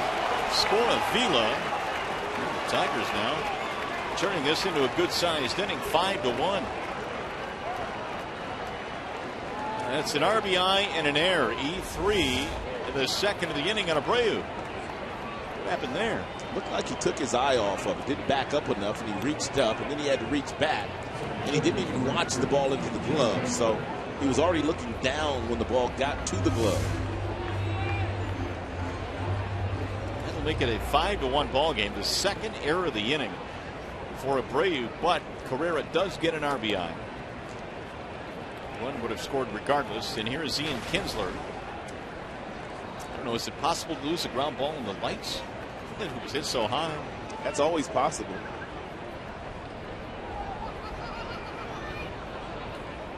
Kinsler knocked in a run with a double in his last at bat. And he looks at a strike, 0-1. Tigers much better at bats. Second time through the lineup against Carroll. And his numbers will tell you that second time through, third time through, he's not very good. That's probably why he's better as a reliever partner. Yeah, yep. We gave you those numbers earlier. His ERA is sub-2 as a reliever. Ball low to Kinsler. Here's what I'm speaking of. 251 the first time. Now, this is where we are right now. Actually, third time through now for Kinsler, but quite a few hits second time through the lineup for a lot of the Tigers players. This is a 26-pitch inning now for Carroll, and he's recorded just the 1 out. Kinsler drives one foul down the left field line. Kinsler will be hitting about 700 if he can keep some of those foul balls fair. He does hand out quite a few souvenirs. Behind the count here, 1-2. Tigers put together a 2-run third and now a 3-run fourth.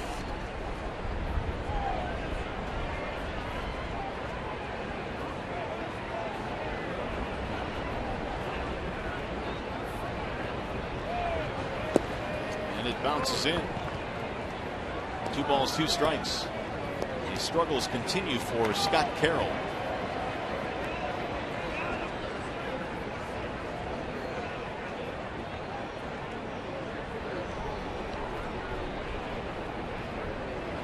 This is basically a continuation of what the White Sox have seen from Carroll in the month of August. His ERA was about 7.5 coming in this month. And Kinsler looks at a ball outside. Throw down to third. Safe there. Both runners move up. A stolen base for Suarez and 1 for Carrera.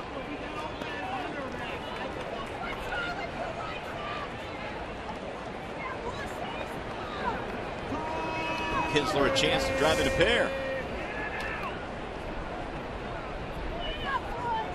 After getting another look at Suarez at second base, that was almost like a delayed steal from second base. Ground ball, and Ramirez knocks it down, has a play at third. That's it. Carrera caught in a rundown now. They'll tag him out. But another run scores.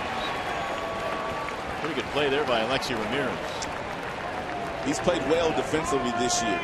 He's only made 10 errors, Ramirez, so he's been much better on the defensive end. Had he picked it, I don't know if he'd have had enough to get Suarez at home plate, but he still was able to get Carrera, who was going to third base on the ground ball. Fielder's choice RBI for Kinsler, his second run driven in. It is a 6-1 ball game now for the Tigers. And here's the 8th man to bat in the inning, Torii Hunter.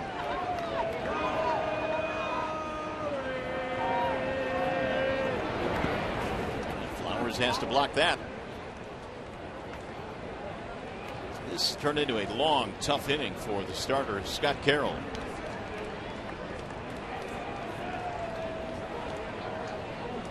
And now a total of 80 thrown in this game. 80 pitches for Carroll. We're only in the 4th.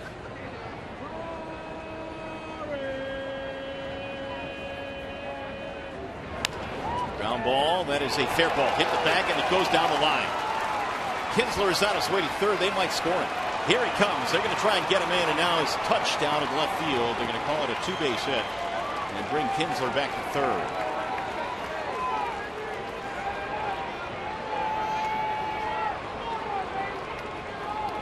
Carroll must be on the White Sox have here tonight. They're nobody up in their bullpen yet. They're going to give him the run, I believe. Yep, and here comes Robin Ventura, so they're going to give the Tigers the run. It's a judgment call here by the umpires. Typically, you will see that runner go back to third, but they've decided that because it is the umpire's discretion as to whether or not he would have scored. Well, Laz Diaz, the third base umpire, he got all the way down the left field line, and I guess they're making the judgment that where Kinsler was when the fan touched the ball, they think he would have scored anyway. But Laz Diaz is not looking at the play, so that had to be called by the home plate umpire.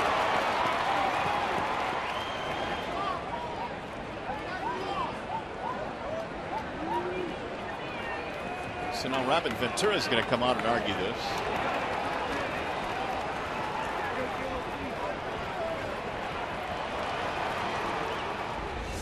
Right now it's a double and an RBI for Torii Hunter.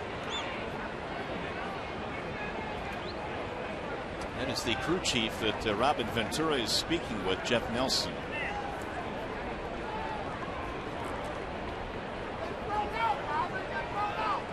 In the meantime, this turned into a 5-run inning for the Tigers.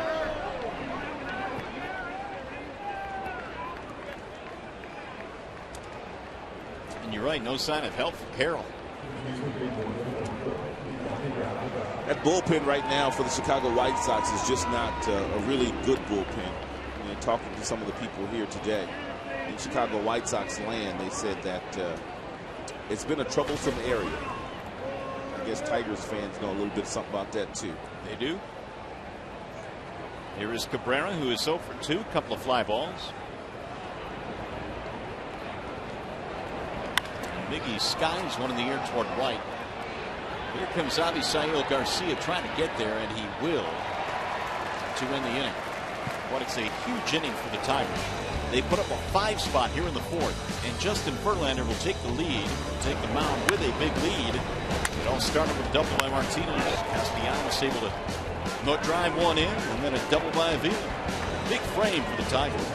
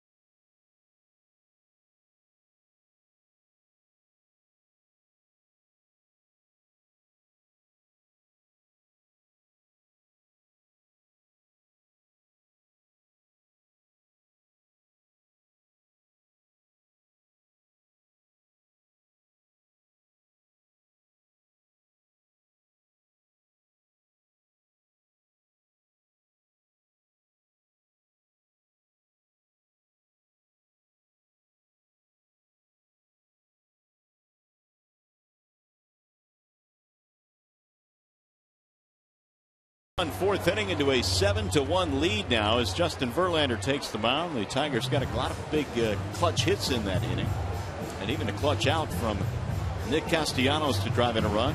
They also got some help from Jose Abreu, the first baseman of the White Sox. He made a couple of mistakes, a couple of errors. The only 2 errors of the game for the Sox, and they are big ones. 4 runs unearned so far in the ball game. 7-1 Detroit. Tyler Flowers will start things off now for Chicago. So Verlander sat for about 25 minutes while his teammates were rolling up 5 runs. And his first pitch is outside, ball 1 to Flowers. 7 runs, 7 hits now for Detroit. 1 run, 5 hits for Chicago.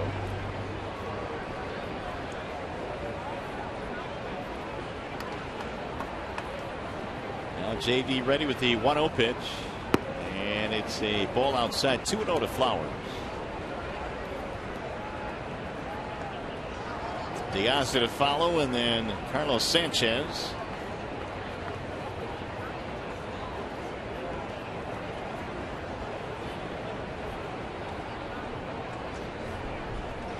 Here's the 2-0. That's in for a strike, 2-1.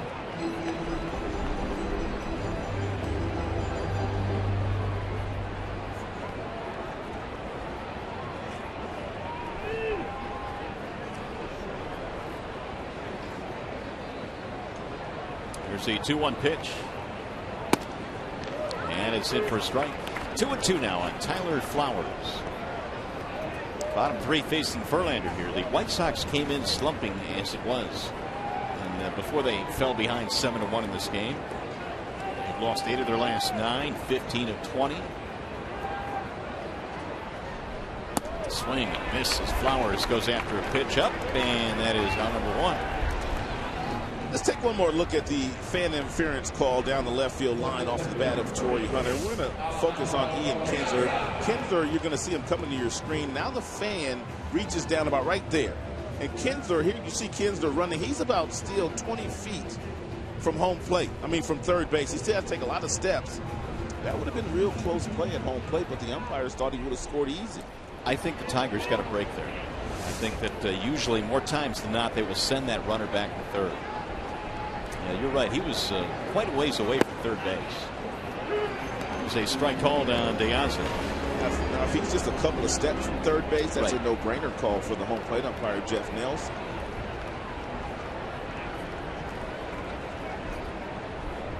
Diaz had a 2-base hit back in the second. And he looks at a strike there, and the count quickly 0-2 on Alejandro.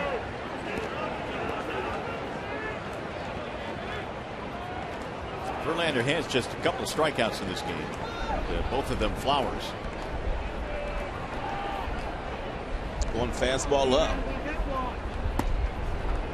Missed outside 1-2. He's already used that elevated fastball here a couple of times to get a couple of strikeouts. Pop up as well.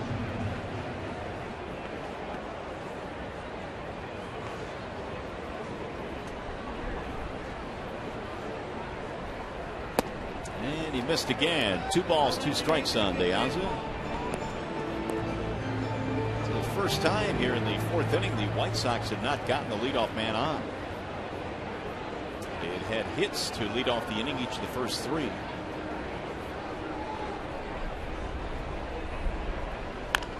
Rolled foul.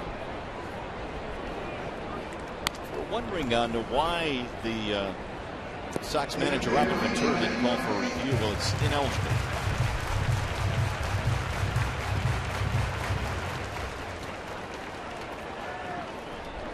Let's see where the umpire judgment comes into play.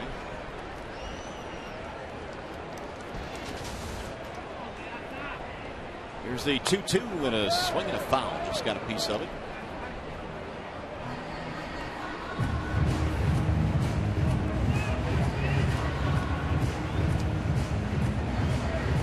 Two balls, 2 strikes.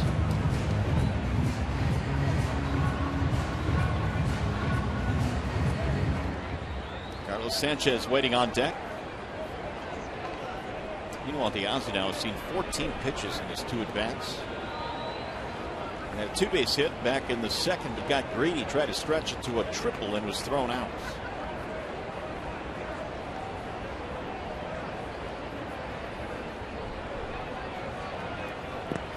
He'll bounce in now, and the count fills 3-2.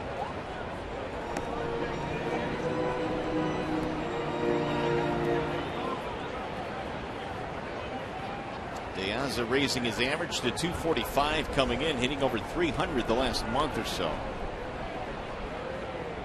After a dreadfully slow start. Swing and a miss, and Verlander finally takes care of it. It's his 3rd strikeout of the ball game. Last couple of fastballs up in the zone to get strikeouts by Verlander. Here's one up around the belt buckle, tad higher against De Aza, and then one to Flowers. Was a fastball above the belt buckle.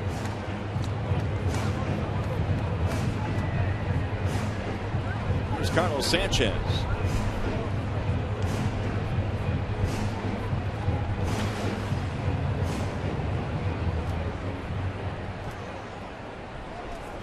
Sanchez flying to center field back in the 2nd, 0 for 1.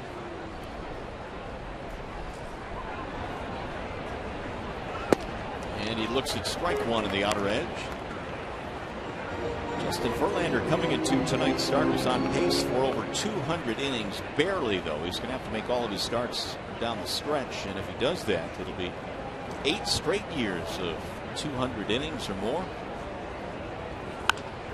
High fly ball, shallow right field. TORII coming in. Still coming. And that is that. It's a 1-2-3 inning for JB. 4 in the books.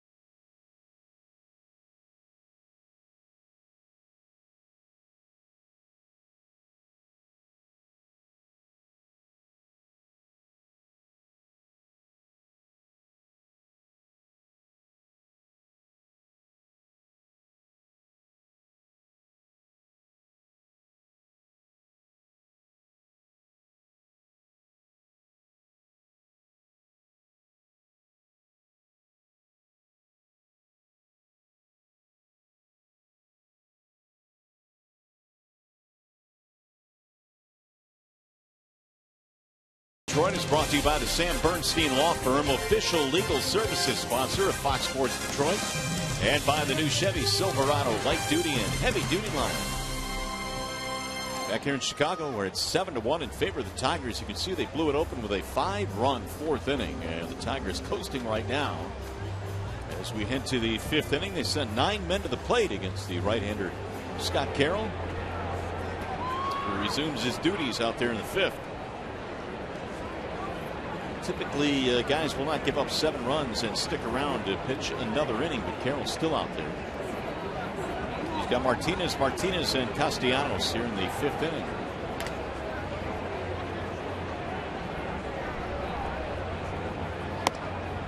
First pitch outside to Victor, 1-0. Martinez is 0 for 2, reaching on one of the 2 errors committed by the first baseman, Abreu. He's part of that big 5-run fourth. Ball missing low and away.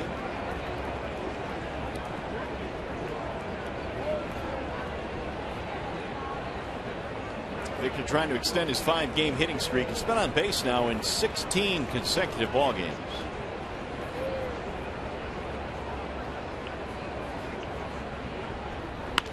He'll shoot that one back up the middle. That's a base hit. He makes so much solid contact. Great at bat after great at bat for Victor. And it's foul line to foul line. He's legit. So now with Martinez aboard, that'll bring up J.D. Martinez.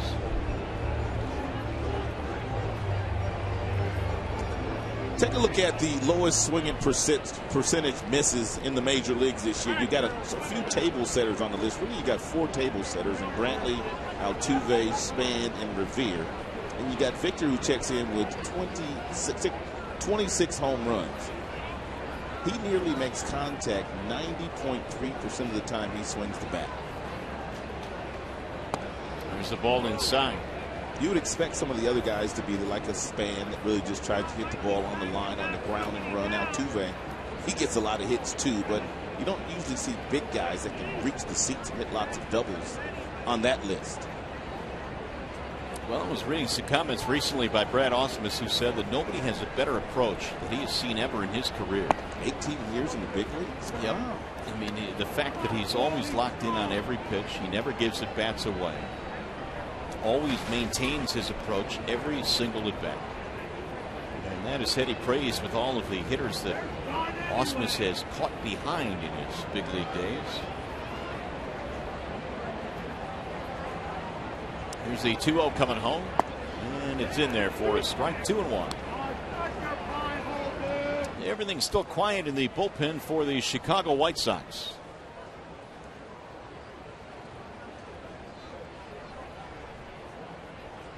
JD, 2 more hits in this game, single, double.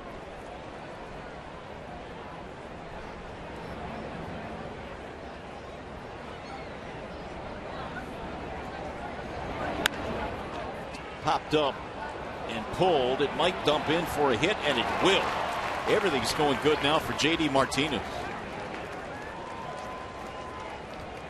Let's take a look at our bell tire pitch by pitch. The Tigers scored 5 runs in the 4th inning, but the biggest at bat for me may have been the one by Castellanos. Runners on 2nd and 3rd, the infield's relaxed.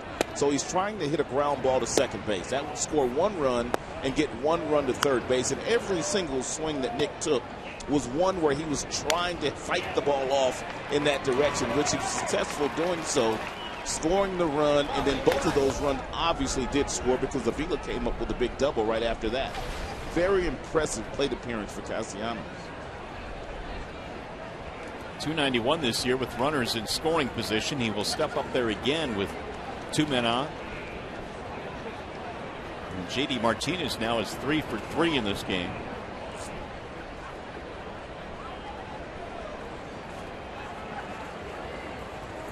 Looks like they're finally going to get somebody up in that Chicago bullpen as Castellanos looks at a ball high. 1-0. Tigers now put up 9 hits on the scoreboard.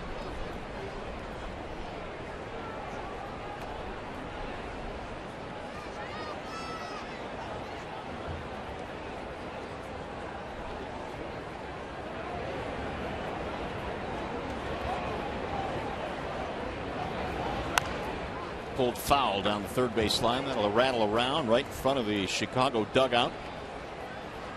Belisario now starting to warm up. Belisario must have been falling out of favor. He was pitching late in games when we were here the last time. Well, he's warming up right now in the middle of the ball game. So apparently he has.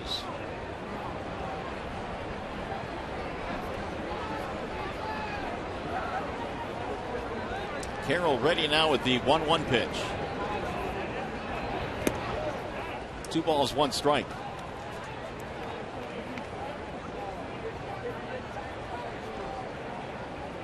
Castellanos now with a total of 57 driven in with his RBI ground ball back in the 4th.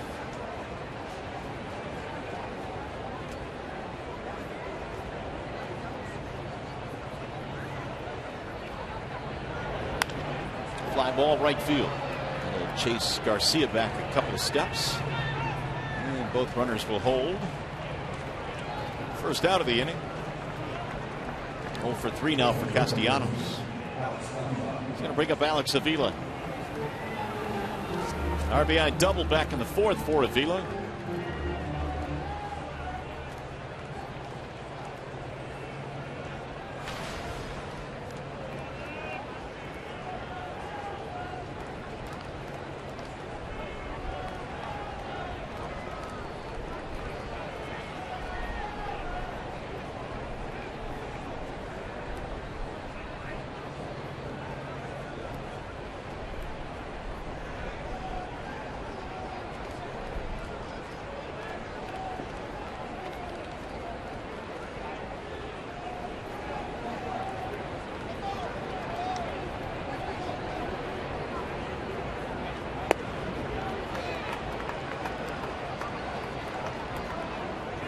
Avila's walk-off yesterday was his 3rd career walk-off hit, giving the Tigers the series win against the New York Yankees, more importantly pushing them to within a game and a half of first place KC.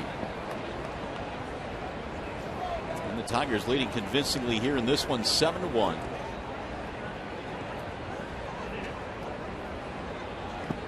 Here's a ball down low. 1 ball, 1 strike.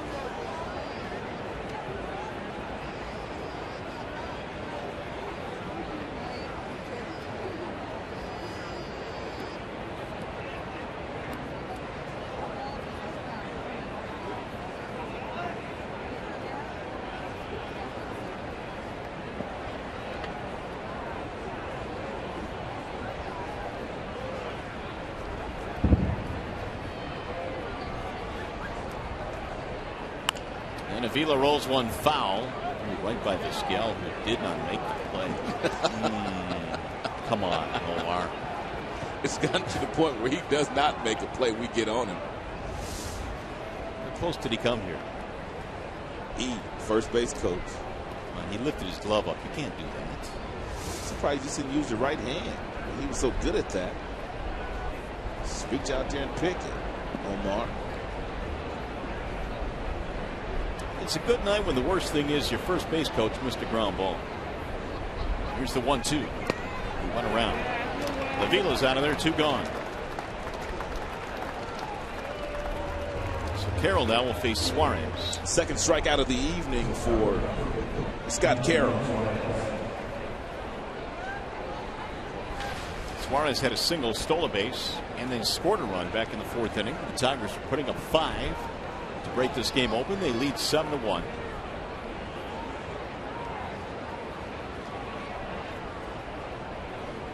Carroll now is approaching 100. He's at 97 pitches.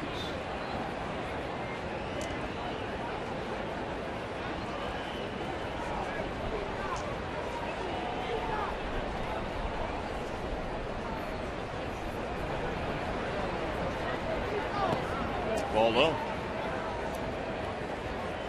1 ball and no strikes. Eugenio Suarez.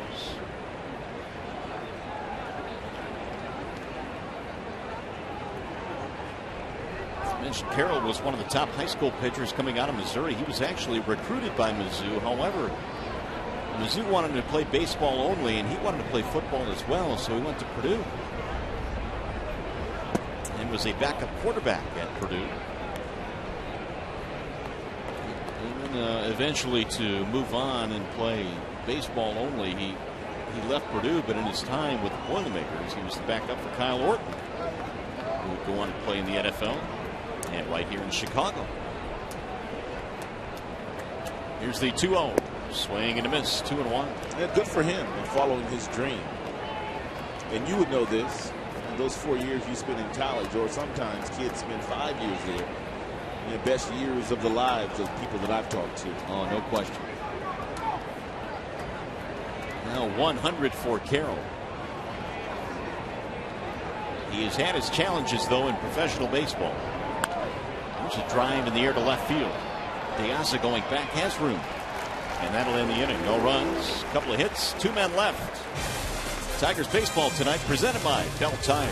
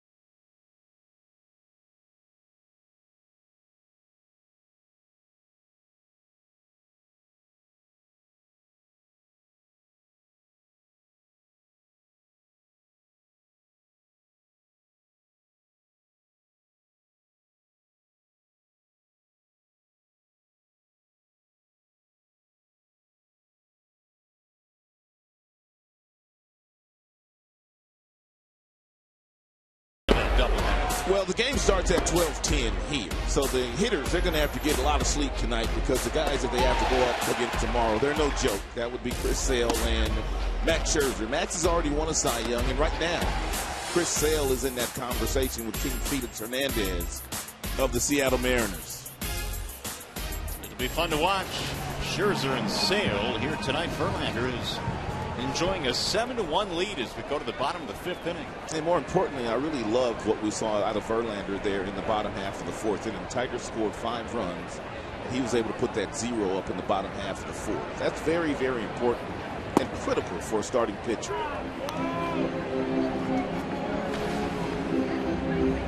Adam Eaton starts it off now and be the top of the order. Eaton, Ramirez, and Abreu for the Chicago White Sox. He's got to make Eaton pull one. He's got 2 hits today, and both of those hits the opposite way. Single and a double for Eaton. He's now hit safely in 24 of his last 28 for Chicago. Here's the 0-2 from JV. He does pull one, but he's going to get it through. He's having a day. So even when Verlander gets him to hit one on the ground to the right side, it's a base hit, 3 for 3. That's exactly what I would have wanted Verlander to make him do in that particular at-bat. He's shown you that he can slap the ball to left field. Throws him a breaking ball down and in. He sped his bat up, and Eaton just having a real nice day. A couple of steps and a dive, and the ball goes right over the glove of Miguel Cabrera. And you can see that making a lot of pain, trying to push off that right ankle and trying to make that play. Well, we saw it in the first inning as well on that bad pickoff throw by Verlander. The ball caromed off the wall, and it was It was something for Cabrera to try and run that ball down. He is certainly playing with that ankle pain. Miggy wants to play every day, and rightfully so. But if you're Brad Ausmus, you're going to have to just watch him very closely the remainder of the way. And if you see that that ankle is, giving him more problems on any given day, you just simply have to give him a day off. Here is Alexi Ramirez. White Sox now have got the leadoff man on for the first 5.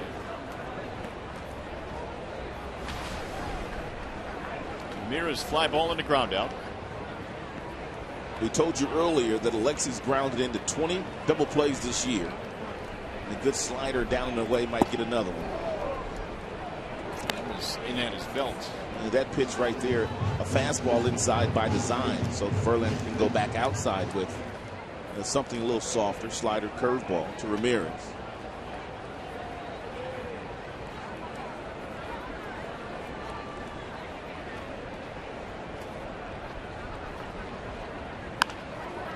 Pulled foul. 1-2 now on Alexi Ramirez.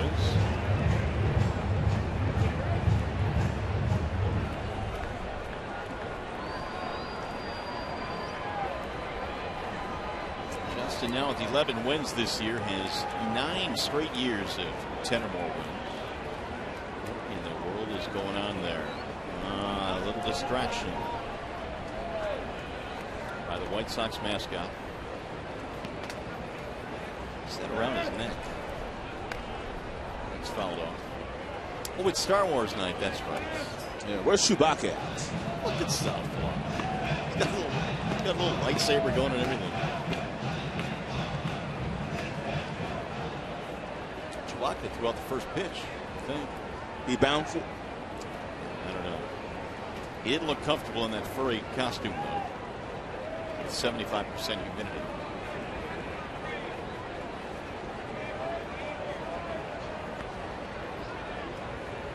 The 1-2. Ground ball short. Backhanded play by Suarez. One. Wriggle. Not in time. It was almost a double play. Ramirez beats it out.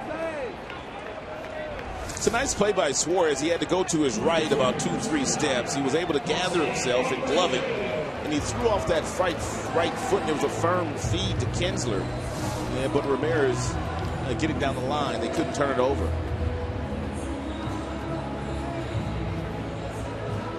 One on, one out. Here's Abreu. Walking a single for Jose Abreu, batting .313.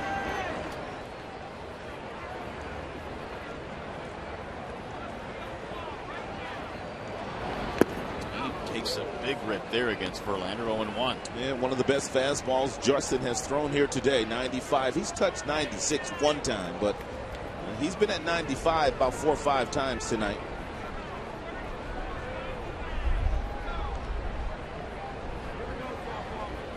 Abreu now has hit safely in 13 of his last 14 games. Had a 21 game streak in the month of July. We're going to go with another fastball here. Missed with it. Again at 95.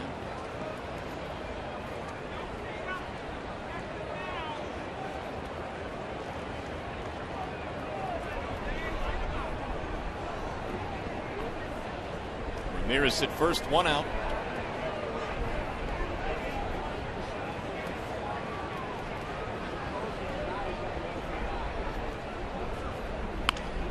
Right back up the middle, and Verlander just can't get him out. And he's slicing single to center.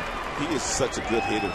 I mean, he'll hit the home run when you allow him to do so. But if you're not going to really give him a whole lot to hit, he just pulls his hands in nice and just tries to barrel it up and just will take that single until you make a mistake.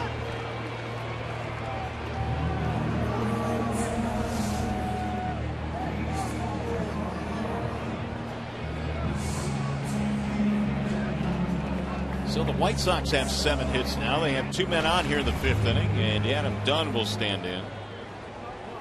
Yeah, you got to be careful here with Adam Dunn. The batting average is down, but he still has a lot of power. 19 homers this season for Big Adam Dunn.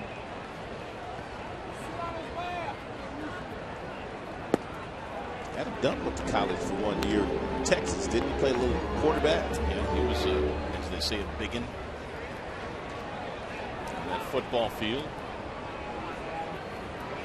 Dunn has made a pretty good living in the big leagues, though. 459 career home runs. That is 35th all time. Tigers not playing the shift on Adam Dunn this time. He'll shoot that one on the ground. Diving play. Kinsler, he's going to go to second for one. That's all they get, but what a play by Ian. I thought for sure he would come straight up to first base with that ball. 2 outs. It's an outstanding play by Ian Kinsler. He left his feet after about 4 or 5 steps to his left. Abreu running from first base does not have a lot of speed. Ian knew that before he even made the play, therefore he was able to get to force play.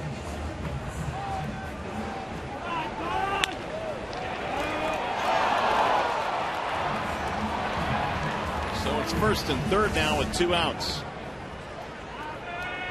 Rick Porcello has said on so many different occasions a big part of his success this year is what Kinsler has done defensively behind him. Well, that last start that Porcello made, not only Kinsler, but Miguel Cabrera, even though his right foot a little crispy, they both made outstanding plays on the right side of the infield.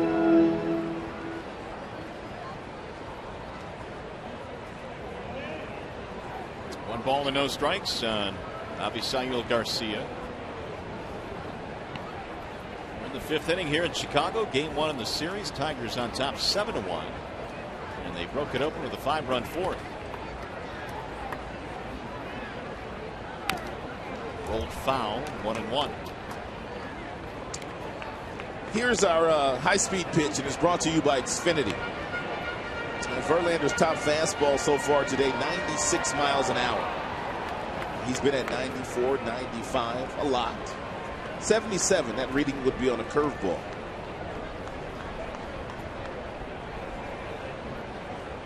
Garcia double and a fly ball in this game.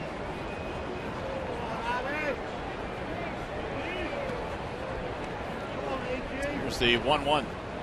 Swing and a miss. 1-2 on AVISAIL GARCIA. And that's a real good breaking ball at 85 miles an hour. That's a slider.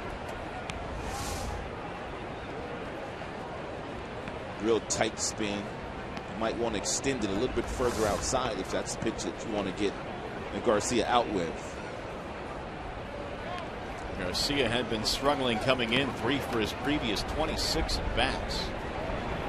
And he swings and misses. Through the fastball by him, up and around the letters, and the inning is over. No runs, couple of hits, but the White Sox fail to score. They lead pair, and we go to the 6th inning in Chicago.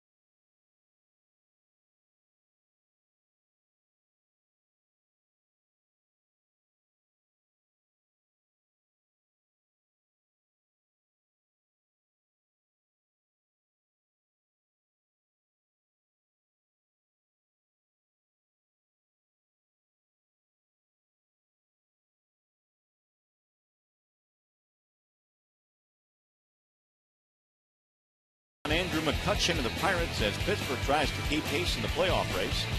Coverage begins at 3:30 Eastern on Fox Sports 1, streaming live as well on Fox Sports Go. Well, the Tigers in command here. 7-1 is our score as we amble on to the 6th inning. And for the Tigers, Ezequiel Carrera will lead things off. Meanwhile, Scott Carroll is still out there. 7 runs on 9 hits for Detroit, a run on 7 hits for the White Sox.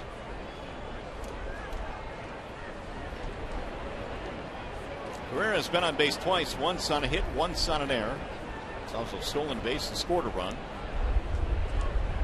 And he looks at a strike to start things off here in the 6th. And the most pitches that Scott Carroll has thrown in any game this year. You have to go all the way back to July 7th. That was a win against the Boston Red Sox. He threw 105 pitches in that game. Did he give up just 1 hit in that game? No runs. And you're correct, just 1 hit. Here, a much different story. 7 runs on 9 hits. He will get to a new career high in pitches thrown here this evening. He's also been hampered by a couple of errors. There's a ground ball, base hit, left side, out of the reach of a diving GILLASPIE. Second time he's hit a ball in that direction today. I really like that approach by Carrera. Third baseman was relaxed this time because he knew that Carrera was not going to bunt, not with a 6-run lead. But still, he was able to slap the ball by him. Okay, maybe not a career high in pitches thrown here today. No, that spot's come to an end. Robin Ventura coming out. He'll take the baseball, and that's going to be it for Scott Carroll. Wall side windows pitching change. Belisario comes trotting in from the bullpen. We'll be back.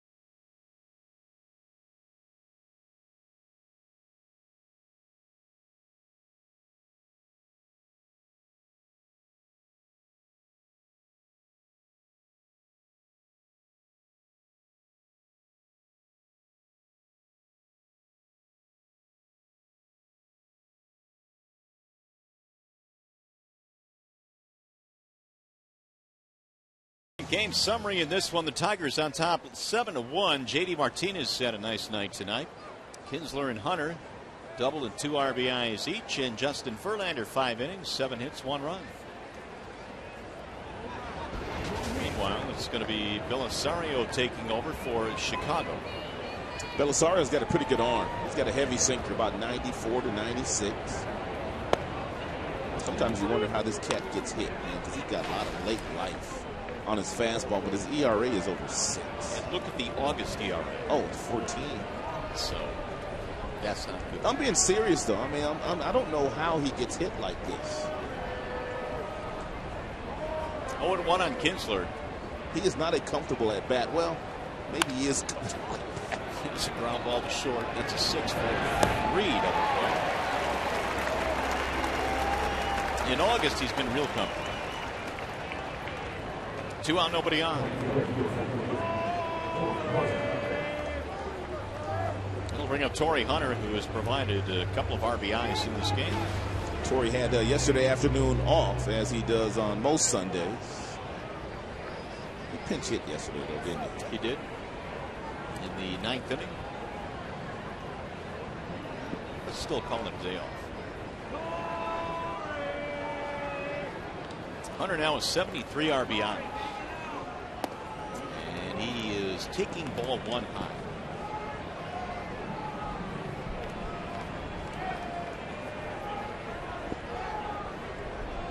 In the sixth inning, 7-1 Detroit, 2 out, nobody on.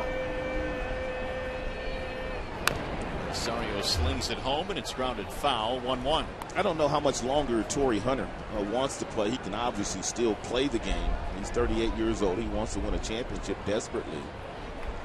But he's already told me he's been offered a job by every television network out there so far, the big boys, if he ever wants to do some television when he's done playing. See, because that's stunning, because he's a terrible interview. Yeah. He has no personality whatsoever. None. So I don't know why they want him.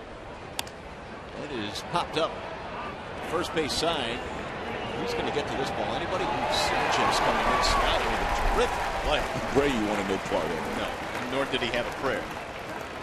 But a nice play by Carlos Sanchez.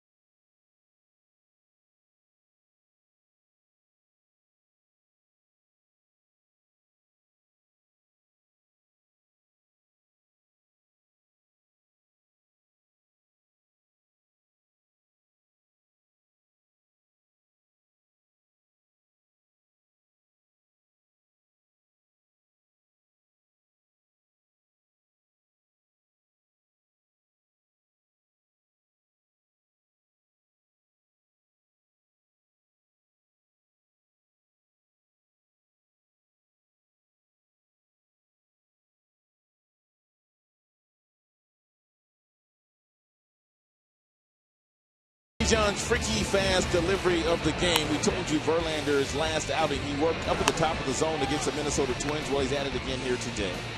4 strikeouts today, most of them upstairs. 7 flyouts today, most of them harmless flyouts. He only has a few ground balls thrown. So Justin Verlander clearly, for the second consecutive start, kind of changing a little bit the way he goes after American League hitters. Here is the breakdown. You see the 7 fly ball outs, 4 of them strikeouts, and 3 on the ground.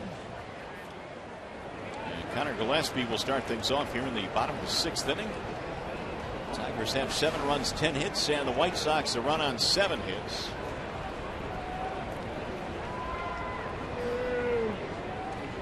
And the first one is in for a strike. Conor Gillaspie. Hop up and a walk. Yeah, more than likely. Don't know for sure. Yeah, but this will probably be Justin's last inning as he gets up close to about 100 pitches.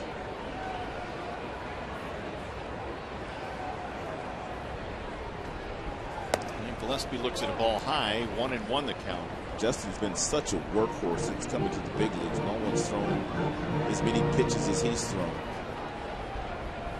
Gunny's gone 7 straight years of 200 or more innings, trying to get there again this year. Don't know if he will, but still, he has thrown a lot. Low and away. 2 balls, 1 strike. Gillaspie, then Flowers, then Diaz here in the 6th.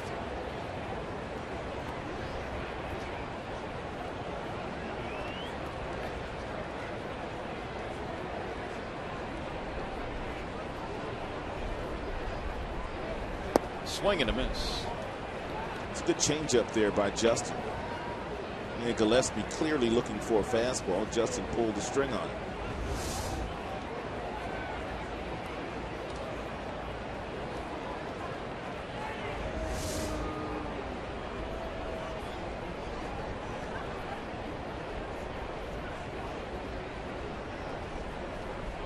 Here's the 2-2.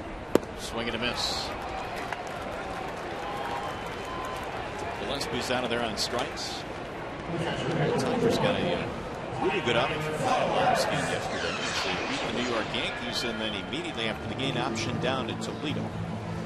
Evan Reed recalled from the Toledo Mud Hens. Evan Reed at the beginning of the year was pitching very well out of the Tigers bullpen. He started to struggle a little bit, and then he was sent down to the minors, but now he's back. And Kyle Lobstein, he'll be back as well in just a couple days. Here's Tyler Flowers. The rosters will expand in just a couple of days. Big swing there by Flowers, who has had a really rough night, 0 for 2, couple of strikeouts. And one of those strikeouts was looking with bases loaded in the first. It turned out to be a key at bat because the White Sox had a chance to have a really big first inning. They settled for just 1 run. And in the meantime, it's been all Tigers since, with 7 unanswered runs.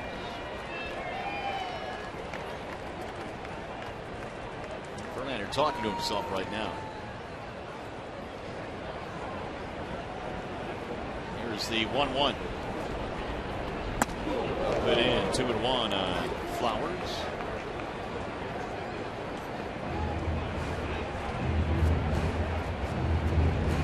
Alejandro De Aza will be next.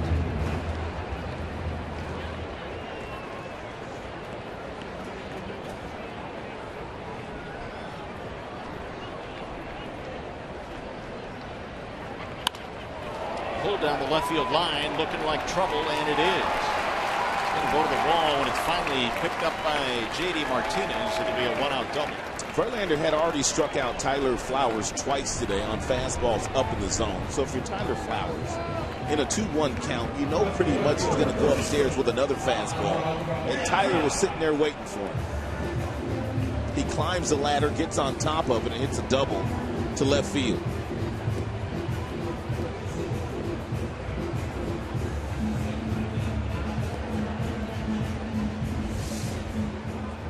Be the 8th hit of the ball game now for Chicago. And now here is De Aza.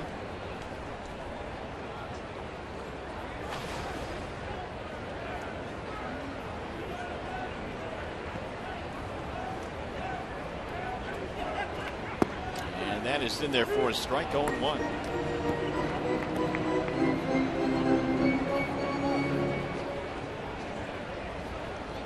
De Aza with a double and a strikeout in this game. There have been some miscues in this game on both ends for Chicago. A couple of errors by their first baseman Abreu, and De Aza led off the second with a double, but tried to get to third on a triple and was thrown out. There's a strike call. 0-2.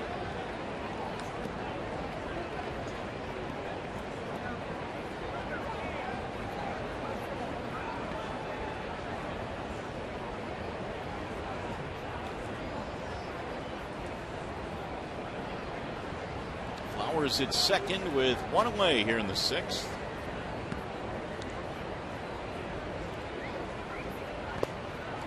Bouncing in, Avila able to stop it. 1-2 count. Hey, De Aza is from the hometown of La Romana in the Dominican Republic. It's a beautiful place. In Casa de Campo. And down there in Dominican. It's a nice resort area. It sounds like you're speaking from some experience. I did. I played for La Romana 1 year. Nice. Yeah, sure did. You enjoyed it. I had a blast. Too much fun, to be honest with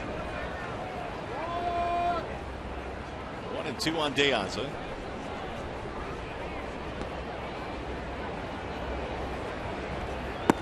And he got him strike 3. De Aza really let the home plate umpire Jeff Nelson know about it. Been a lot of White Sox hitters beefing about the strike zone today. Couple of Tigers.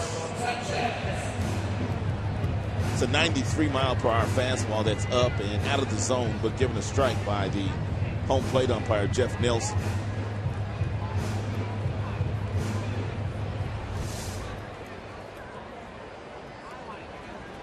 Here's the second baseman, Carlos Sanchez. Sox came into this game having lost 15 of their last 20 ball games. And the Tigers lead 7-1 in this one as Sanchez is almost hit.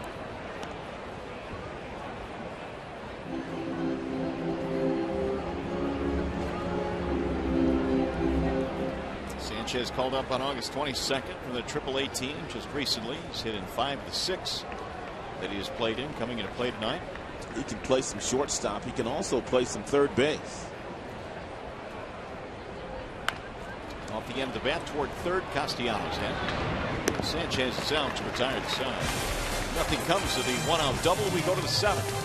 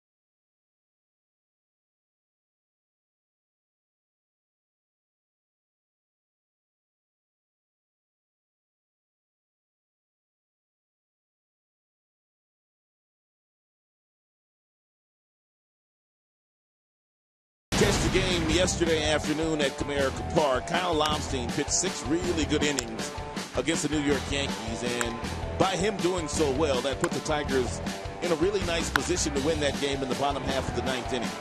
He made 1 relief appearance on the road. He pitched 5 2/3 innings, but 6 innings in his first major league start. Off the good work from Kyle Lobstein. As a result, the Tigers right now in the second wild card position with Seattle, but they've got sights set on Kansas City. Oh, no doubt about that. They certainly are intending to win the division. Seattle holds the head-to-head advantage over the Tigers this year. So for whatever reason, if they would finish with the same exact record, the Tigers would have to take that trip to Seattle to play one game. Miguel Cabrera will lead things off. It'll be Cabrera, Martinez as we go to the 7th. They would gladly take that trip if that was the only way that they could get in. Just get in, as they say. And once they get in, they're going to breathe a lot easier. They're playing a little tight right now, I must admit. I mean, they put on a nice front, and they say they're not playing a little tight, but they are, because they were expected to take over the division by 10 games. Cabrera is hitless in this ball game, all fly balls. There's a pop up. It's going to be in the shallow right center field. Who wants it? Wind must be playing with it. Sanchez hauls it in. 1 gone here in the 7th. Belisario came on, got the final 2 outs, or actually all 3 in the 6th inning. Faced just 2 batters, got a double play ball.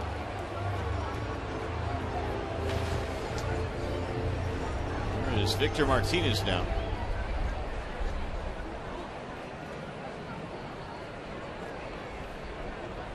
So Victor now with a single. He reached out an air and scored a run.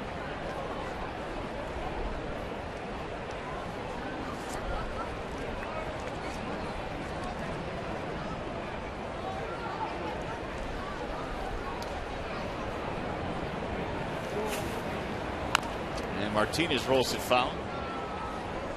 Victor has a career average of .305, which is second among switch hitters all time. Only Frankie Frisch has a better lifetime average as a switch hitter.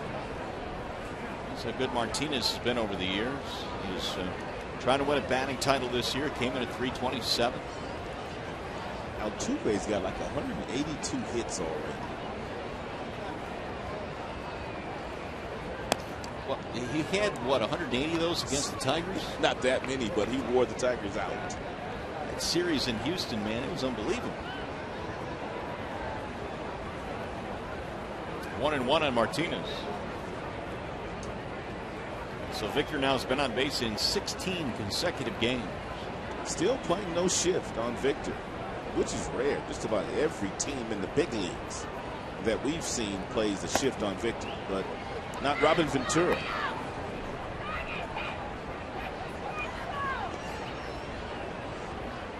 Well, we've talked about this many times, but you wonder why anybody would shift against a guy like Victor who does go foul line to foul line. Don Cooper, the pitching coach, having a conversation with the manager, Robin Ventura. Pulled on the ground foul. 2-2 the count. Typically, as we mentioned earlier, these are close games between these two teams. The Tigers lead by 6 in this one. Not very many of them have not been decided by 1, 2, or 3 runs. The Tigers busted this one open with a 5-run fourth.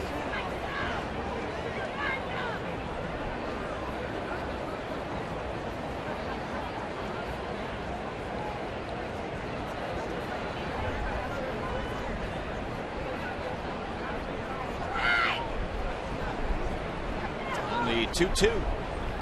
Ground ball right side, straight at second baseman Sanchez. Victor is out, 2 gone. Let's take a peek at the big boys, big plays of the game. And JD Martinez, he's had his big boy pants on here today. He has gotten 3 hits. He singled his first time up. He doubled his second time up, and he has another single in the game as well. So, and JD Martinez got his hitting shoes on here tonight. Real nice night by JD Martinez.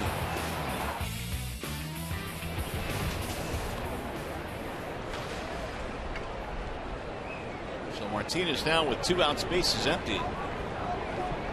And he grounds the first one toward third base on the charge. Gillespie with a scoop. And he throws him out the first time they've been able to get JD Martinez. No runs, no hits, nobody left. Coming up, the Health Plus 7th inning stretch.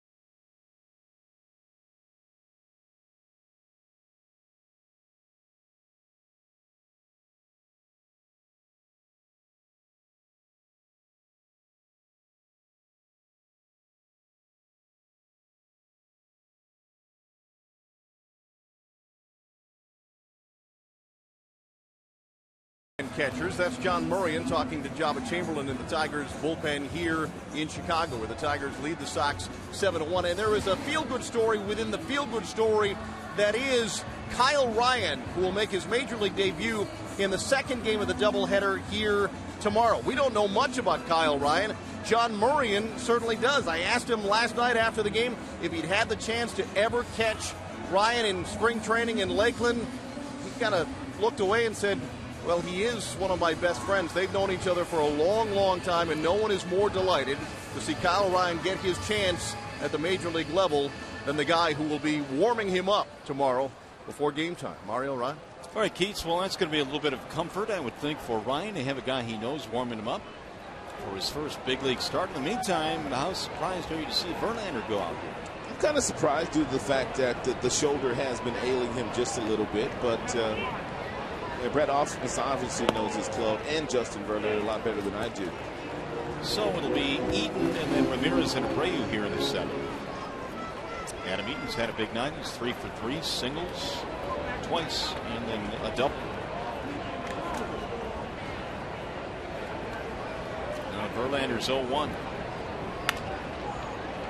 Very nearly got his fourth hit of the game. He sliced it foul.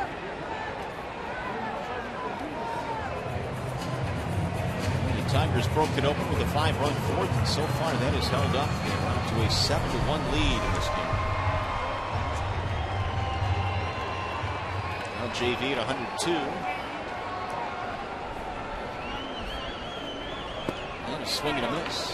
Finally, Eaton goes down tonight. 3 strikeouts now for JV in the last 2 innings. It's a breaking ball that stayed up in the strike zone, but a big swing by Eaton. He came up empty.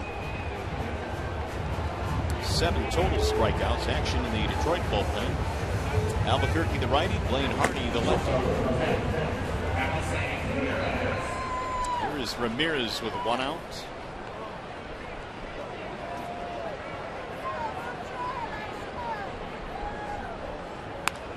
Lifted in the air. Shallow center field. Carrera coming out. He'll get there. 2 up, 2 down.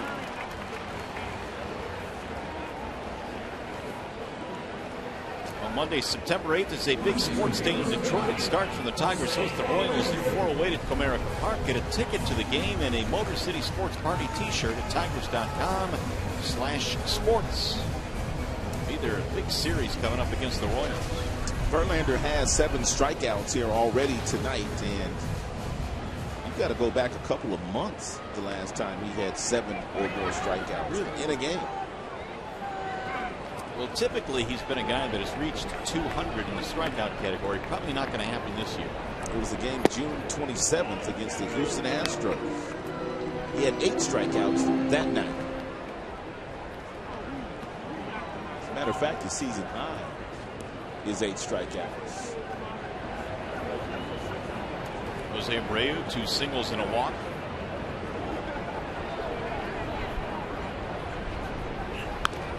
Pulled foul.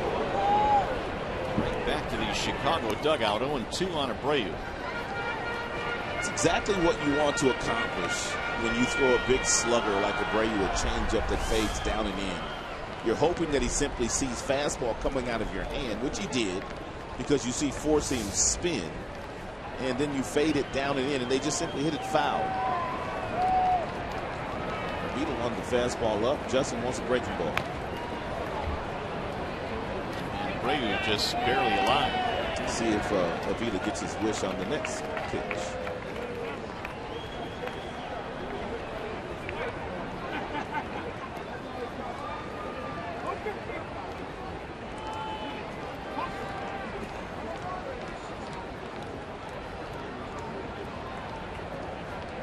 Avila will flash the signals.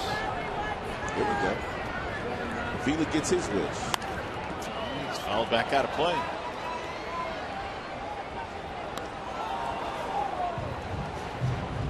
Seven runs, 10 hits for Detroit. 1 run, 8 hits for Chicago. First of 4 doubleheader action here tomorrow, and then a day game on Sunday.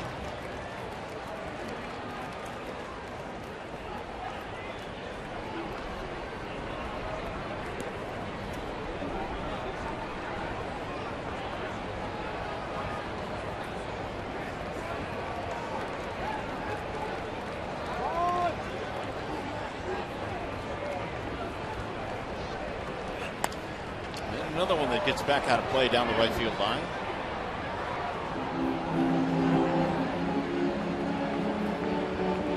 Waiting on deck is Adam Dunn.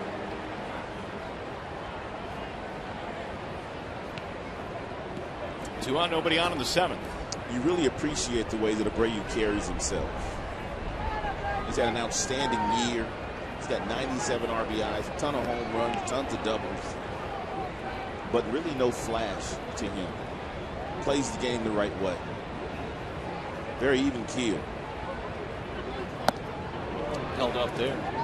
It's one of the things that Brad said before the game today when he was asked about Abreu. The fact that, and you talked about this on the open, when he hits the ball out of the ballpark, the head goes down and he just rounds the bases. Yeah, there's no showmanship. You appreciate that as an opposing player. I'm sure his teammates appreciate it as well. Driven to center field. Carrera came in. Now he's going back, and it's over his head. He can flat out rake that. That'll be a 2-base hit for Abreu. He can rake. They have not gotten him out tonight. A walk, 2 singles, and now a double. Verlander threw him everything but the kitchen sink, too. Change-ups, fastballs, curveballs. Finally went down with a slider. And this ball is off, it's down, it's not a strike, but Abreu able to go out and get it and hit it that far and hit it that hard. Man, is he strong. And Carrera came back a couple steps, had no chance.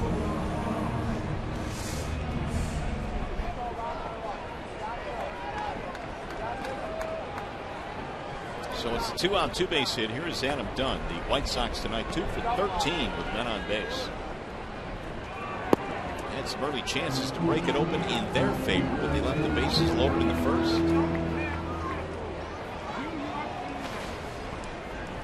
Dunn with a fly ball to knock in a run back in the first inning. His 52nd RBI, and that remains the only run that Chicago has.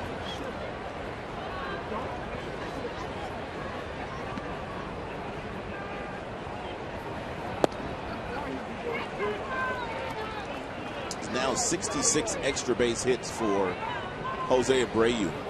He trails Mike Trout. And Mike Trout has 71 extra base hits.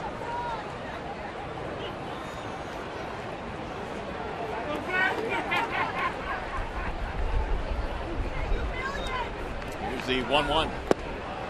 Big rip there by Dunn. 1-2.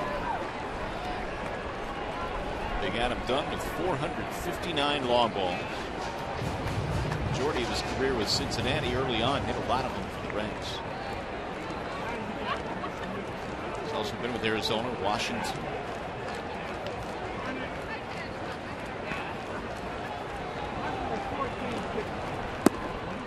Low and away. 2-2 the count.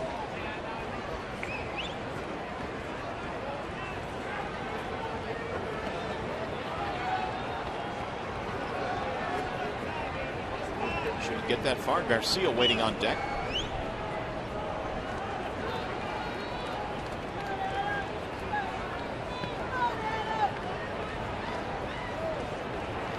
Swing and a miss. He struck him out. Verlander has 8 Ks. They get a double with 2 outs, but strand a man. 7 in the books here in Chicago. Still 7-1 Detroit.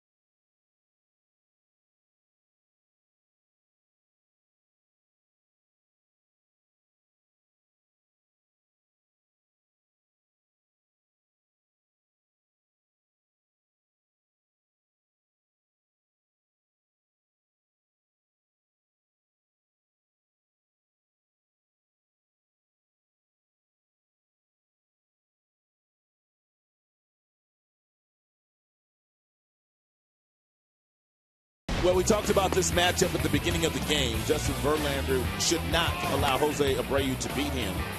But once the Tigers got a big lead, Justin simply went after Abreu. And Abreu, well, he is doing tonight as he has done against Tigers pitching all season. 66th extra base hit right there. That was a double his last time up.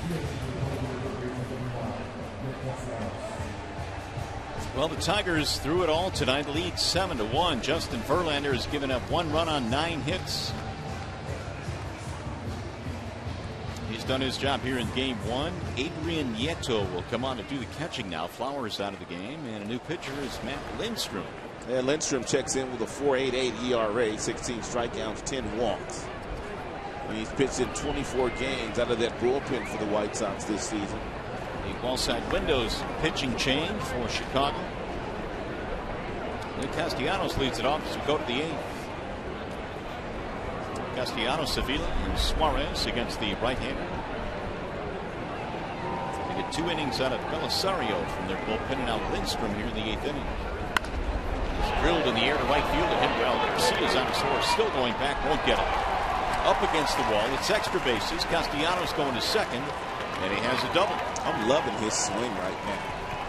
Castellanos has just been flat out getting it done lately.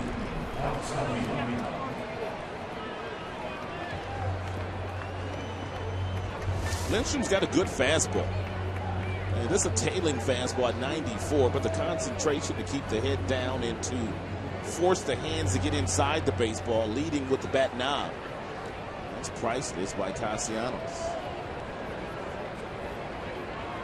Make it 11 hits now for Detroit. And it brings up Alex Avila. No 2-strike approach on that last swing by Castellanos.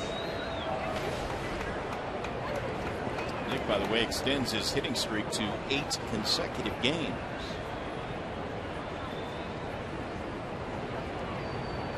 And Avila waves and misses 0-1. Still that at bat that Castellanos had back in the 4th, one of the biggest of the inning, even though it wasn't a hit. It was a ground ball to the second baseman with runners on 2nd and 3rd and nobody out. Scored 1 and got the other guy to 3rd base.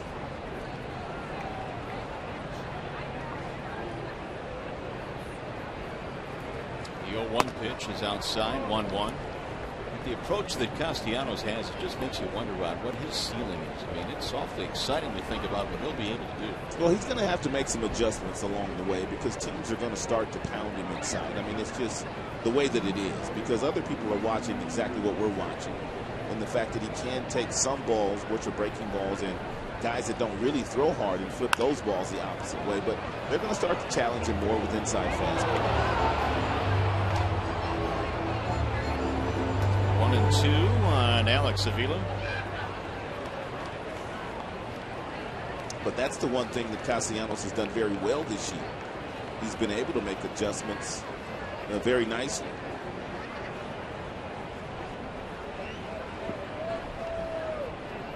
Met his folks down in Florida too. Nice people. Met his dad, met his brother.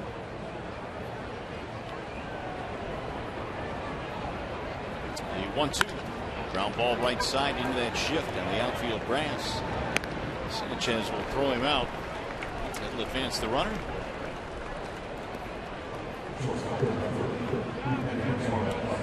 One out. That'll bring up Suarez.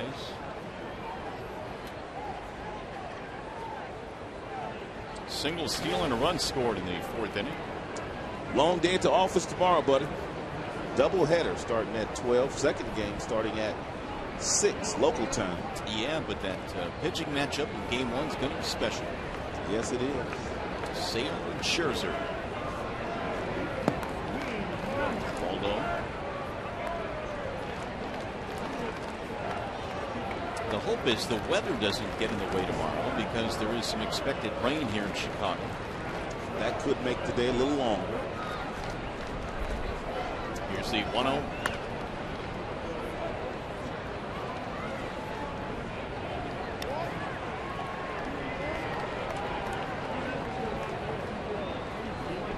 Lindstrom is the 3rd pitcher used tonight by Chicago.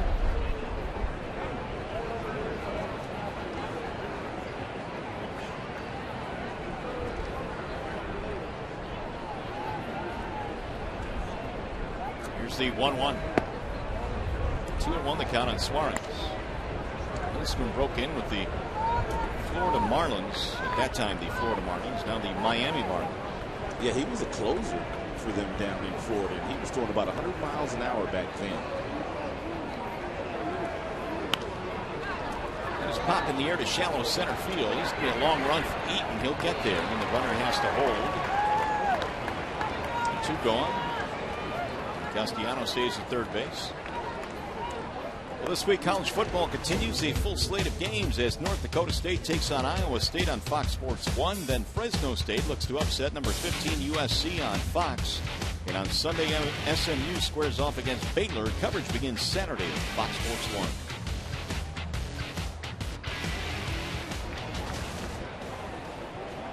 1. Here's Jim Johnson warming up in the Detroit bullpen.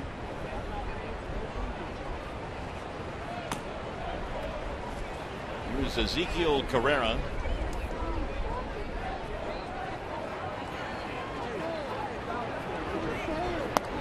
One outside to Carrera.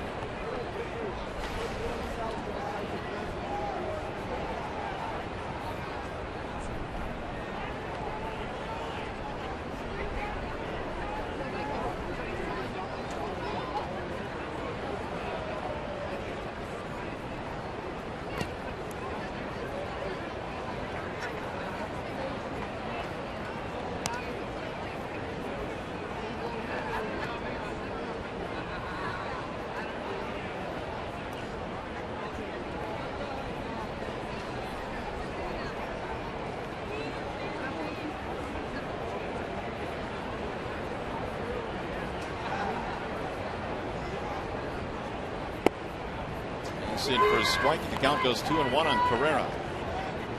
2 singles, reaching on an error as well. Has been on base 3 times. 7-1 Detroit. We're in the 8th. And left side of the infield trying to bunch up together over there. Alexi and Gillespie trying to take that hole away from Carrera, who has slapped a couple of balls in that direction today.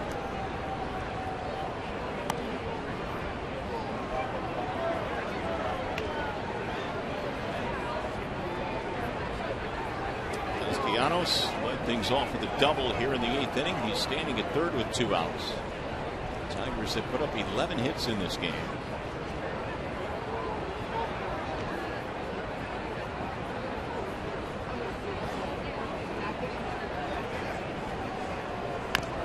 And another foul by Carrera. Ezekiel was an all-star this year in the minor leagues, called up when Austin Jackson was traded away. Tigers pretty much have gone with a duo of Jackson, or I should say Carrera and Davis, in the absence of Jackson.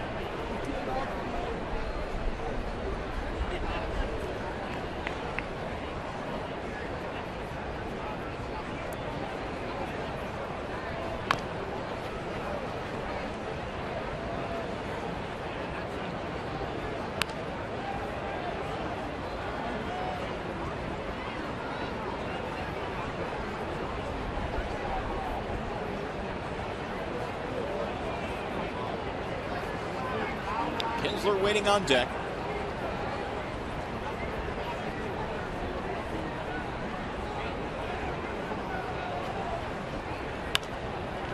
It's popped up. Third base side, Gillespie calling for it, and that'll end the inning. Tigers get a leadoff double to strain the man, and we go to the bottom of the 8th.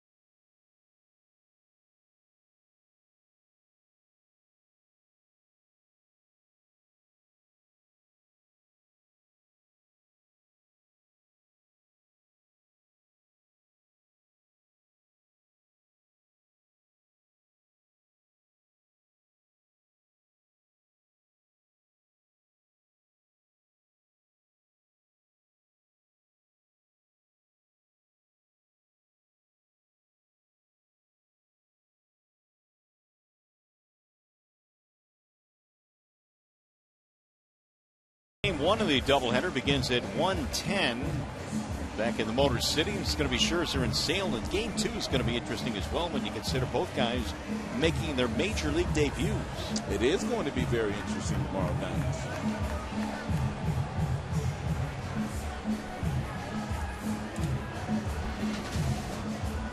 So Jim Johnson now comes out of the bullpen for the Detroit Tigers, and he'll pitch the bottom of the 8th. And Jim Johnson pitching in his 44th game this year, combined with Oakland and also the Tigers.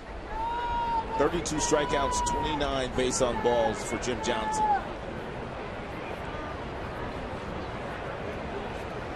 Verlander goes 7 and now gives way to Johnson here in the 8th. It'll be Javi Garcia leading it off. Justin threw a total of 116 pitches. 77 of those were strikes.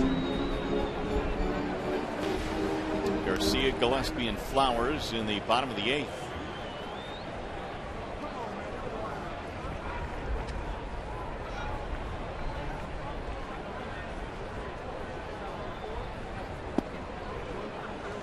Oh, 2.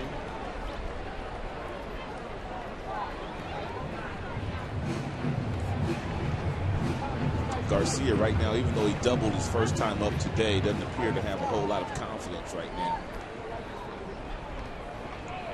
Don't really have to throw a strike here to get the strikeout. You can go upstairs with a fastball, or you can go simply back downstairs with another good breaking ball. There you go. And he did not go. Safe call came early. 1 ball and 2 strikes. Verlander, this is only the second time he has allowed 9 or more hits and just 1 or fewer runs in a game. The other time was back in 06 here in Chicago, but at Wrigley Field. Garcia hit by the pitch after Johnson got ahead. Leadoff man out.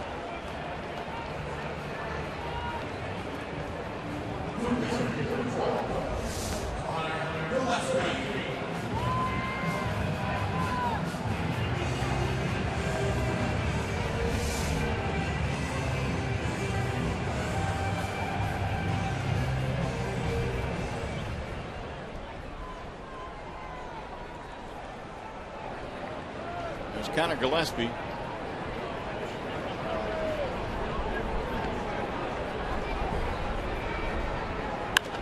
Shooting in the air to center. Cabrera backing up. Ezekiel runs it down, 1 gone. Back to first base goes Garcia. Gillespie is 0 for 3 tonight. This will be the first at bat for Adrian Nieto.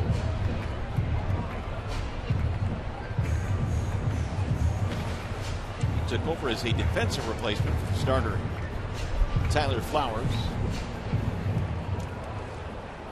247 hitter for Nieto.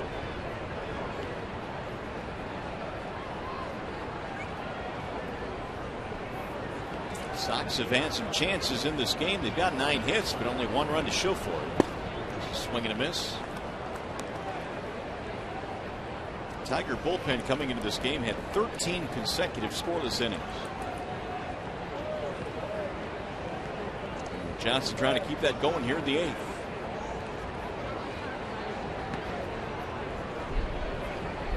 Here's the 0-1. Bouncing ball to second. Kinsler ranging left. Throws to second. 1. The relay is a double play. It'll go 4-6-3, and that's all for the White Sox here in the 8th. Which means we go to the 9th.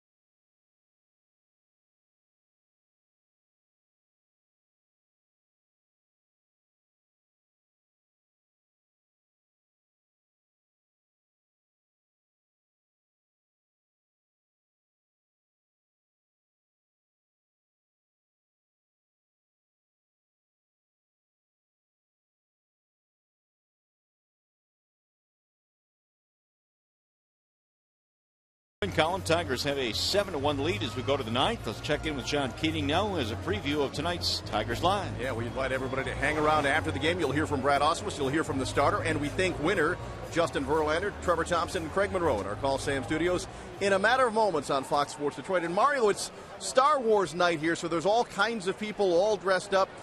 I actually had our crew looking for it but couldn't find it. Do you remember when it was mullet night here at the ballpark and you and I put on the mullet wigs? Do you remember that? I have no idea what you're talking about. Oh, yes, you do. No, I have no clue. Oh, yes, you do. Well, I'm just here to testify that I missed the hair.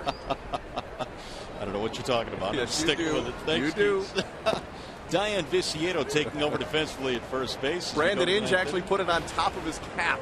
That's how that was what was going on down here on the field. You, sir, have a vivid memory. Well, anything involves hair, I'm gonna cling to for a while. I got you. Thank you, sir. Kinsler is going to foul the next pitch back out of play. Should be hopefully a happy Tigers line after the ball game tonight. John Keating working the locker room for the Tigers. It'll be Kinsler, Hunter, and Cabrera as we play here in the ninth inning.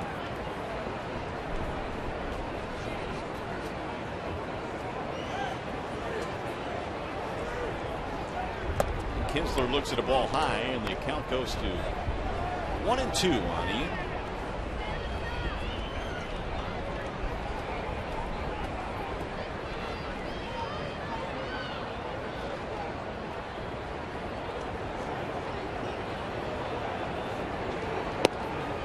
Two and two the count.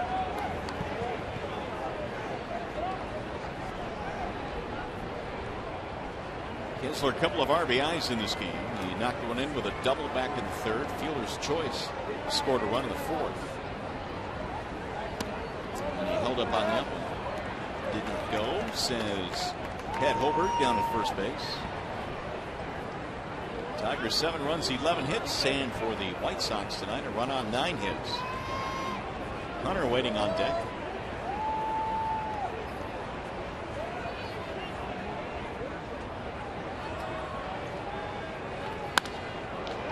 Ball left field hit pretty good. De Aza's on the run. He'll get there though. De Aza plays a very deep left field. That's because he comes in for balls better than he goes back on them. Well, apparently it's Star Wars night here at the ballpark tonight. Were you into Star Wars back in the 70s when it came out? No, I wasn't into Star Wars. Here's that first pitch we talked about, Chewbacca. You didn't bounce it? I guess not. Still wasn't all that good.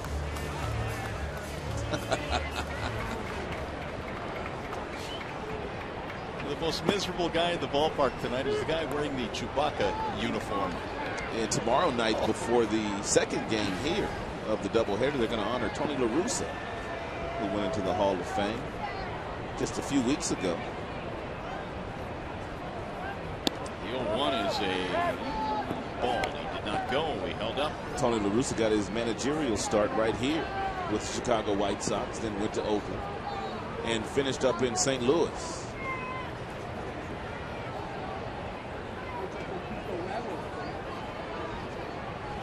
Here's the 1-1.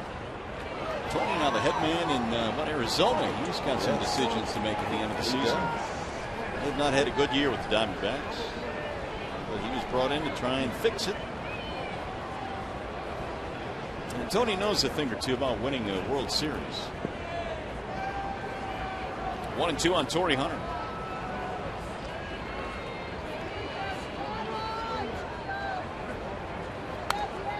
La Russa, as a matter of fact, had a 99-win team here back in '83 when the White Sox won the West. Jim Lehman was here. He was. And of course, they've had a lasting friendship over the years. 1983, good year for the White Sox.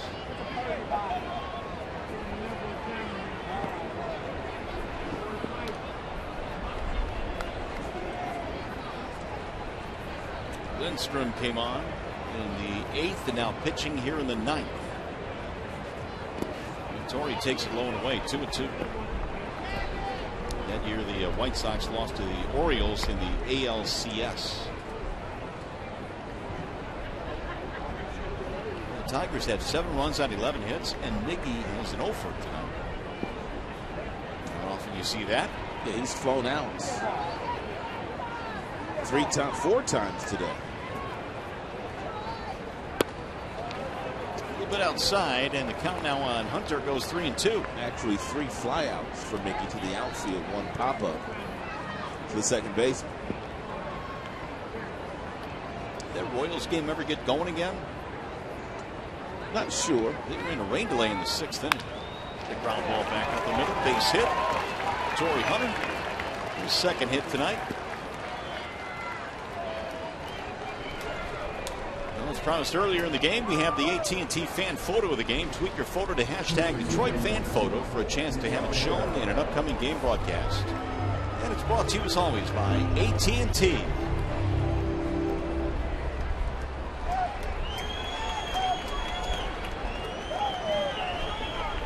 Give the Tigers 12 hits now. Here is Cabrera. 2 fly balls to right, 1 to center, and a pop up to second base.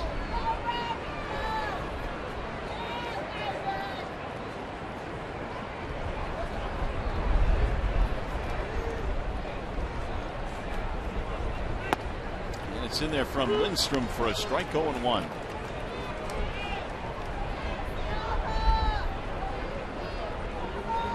Had just a couple of hits on the recent homestand, was 2 for 13.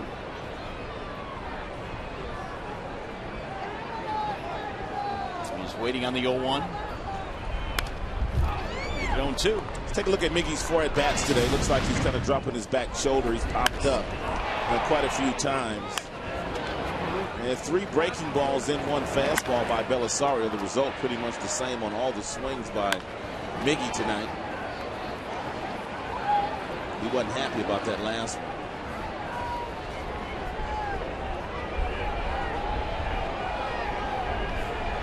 The Royals and Indians did resume there in the 7th. Still 4-0 Cleveland. Foul back out of play.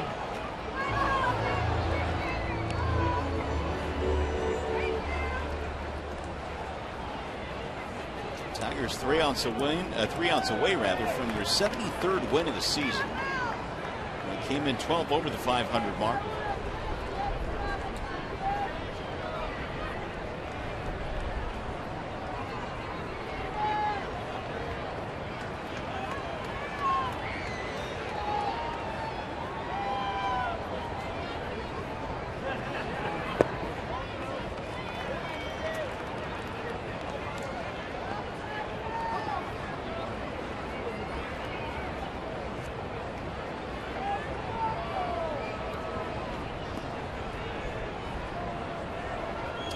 Clayto is watching the action from the Sox bullpen. He had been throwing.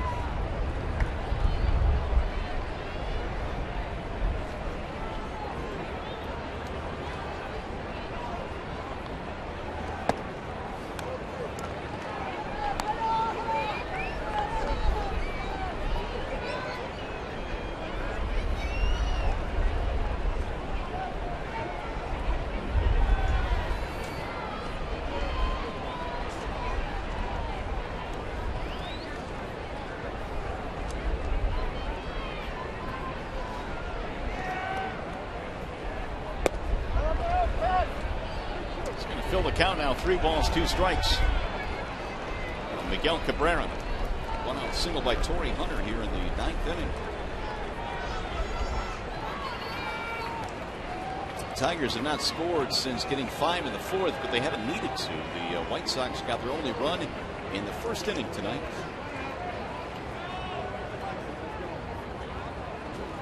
Swing and a miss. And it's going to be an 0 for 5 for Miguel Cabrera. Strike out of the ball game for Lindstrom. Bring up Victor. Lindstrom now has gone to 3 straight full counts.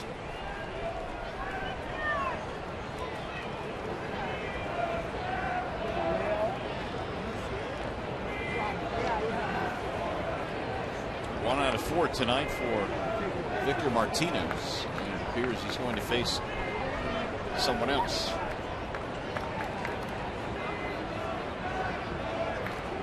There's been TORII coming out.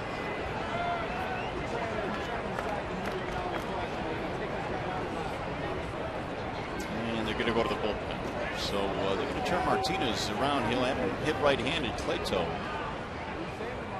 Actually, Clayto actually is a right-hander. So Victor just going to face a different righty. And so we'll step aside. Another pitching change here in Chicago. And the Tigers lead 7-1.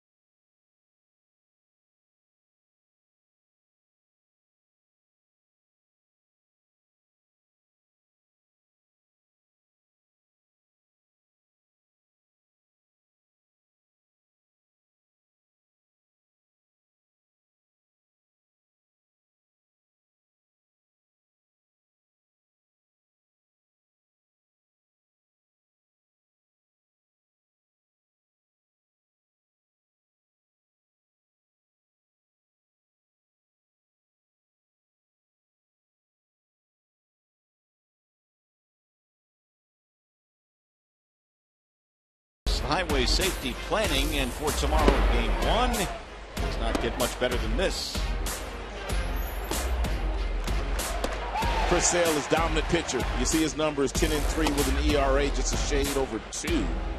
King Felix is getting hit around again tonight by the Washington Nationals, and a couple more good starts for Sale and maybe 1 or 2 more bad starts for Felix, and you never know. Sale might sneak in and take that Cy Young away from him this year. And everybody's been trying to give to him. Here's Michael Clayto. He will take over now to face the DH, Victor Martinez.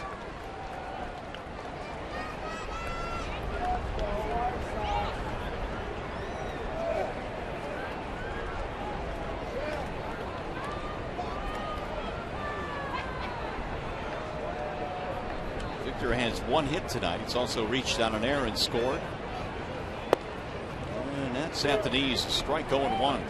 And Victor's had a couple of at-bats against Clayto. He's 1 for 2.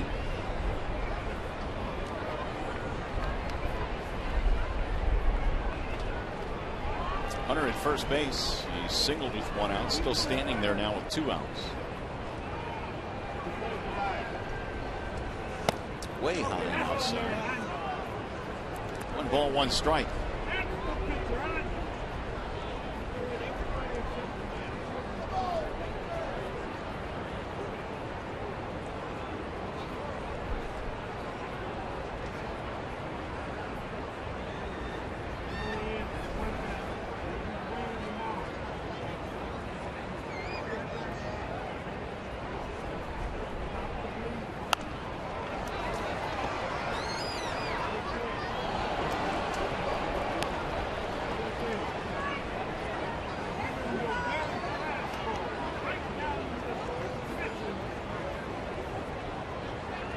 JD Martinez waiting on deck.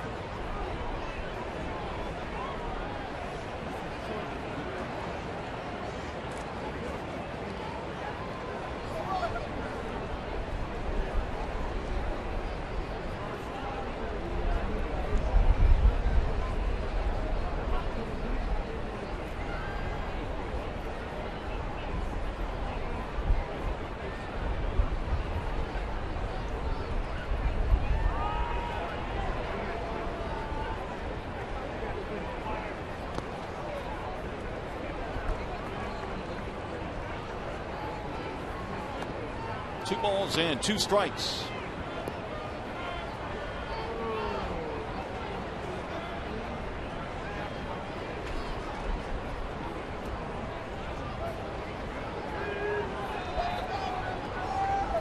came into this game holding opponents to a 195 batting average.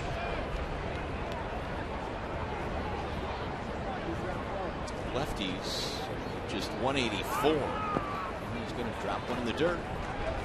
Another full count, 3-2. There's 4 of them in this inning now. 3 of them by Lindstrom, and now 1 here for Plato.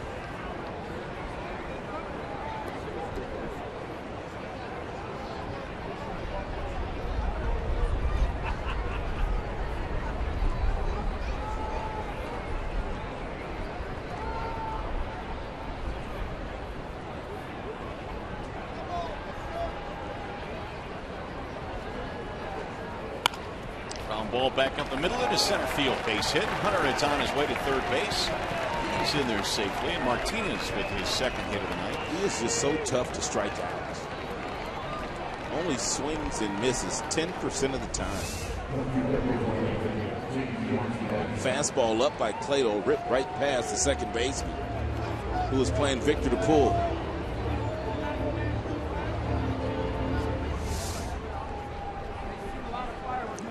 Going to give J.D. Martinez a chance to put up a 4-hit game here tonight. He's got a couple of singles and a double. Up to 313. Tigers looking to add to their 7-1 lead here in the ninth.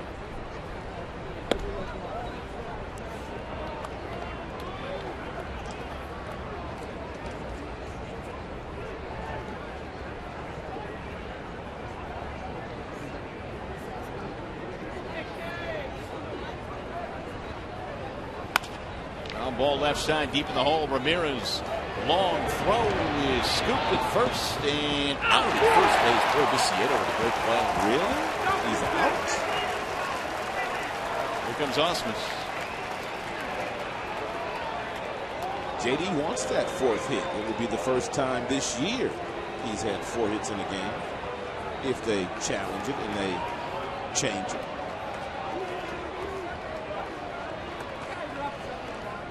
Yes, he was right. It's the first time that Viciedo has played first base since 2011. He comes up with a nice pick. Tigers will not challenge, and the inning is over. Here's another look as we go to break.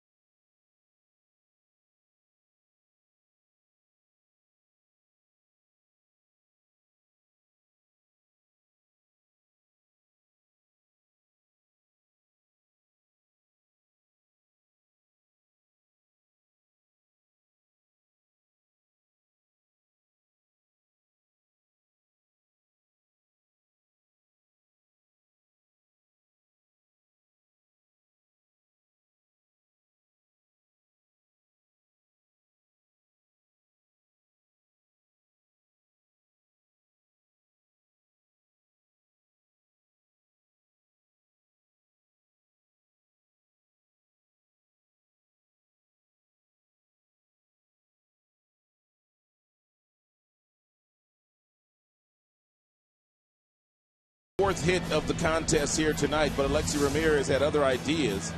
I thought for sure that Alexi would go to second base there with Victor Martinez running from first base, but he elected to go across the diamond, and Viciedo on the other side made a really nice play. JD wanted it.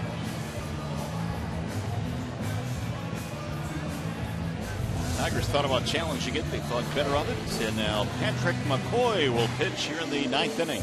The 11th game that McCoy has pitched in since coming up from the minors. And logging 12 innings, 10 strikeouts, 10 base on balls for the left-hander.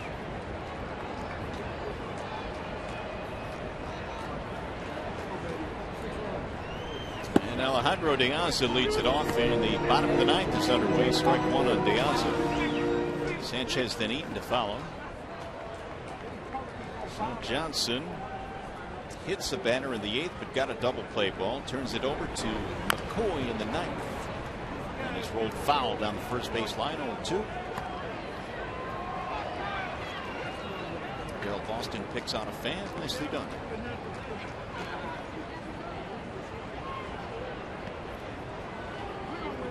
Verlander goes 7 strong tonight. Chopper hit toward third. Charging is Castellanos. One away. Please don't forget about the Labor Day sale. Save 50% and get MLB.com at bat premium features for just $4.99. Follow every Tigers game with live look-ins, replays, the MLB TV game of the day, and more. Download the App Store or visit tigers.com/mobile today.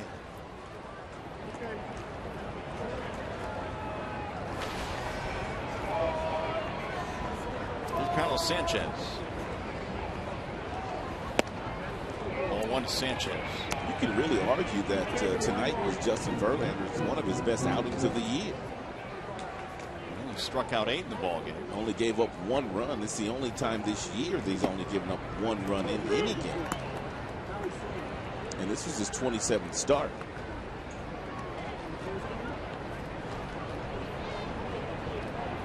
McCoy now with the 1-1. Again toward third base. Castellanos going to bear him. Not in time. Infield hit for Carlos Sanchez.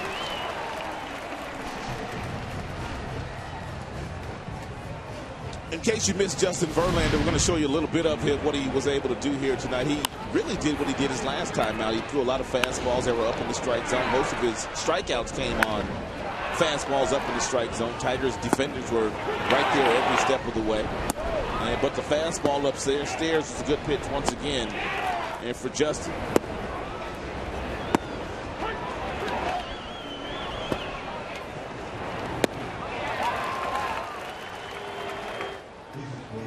Seven innings, 9 hits, 1 run. 8 strikeouts to go with 2 walks.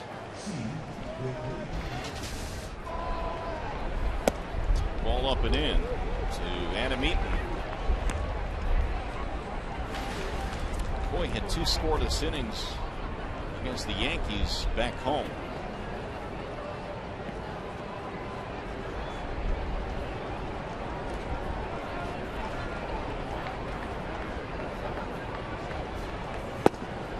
He fires one down low. 2 balls, no strikes now. The leadoff man Eaton. 7-1 Detroit. We're in the 9th inning. 1 on, 1 out.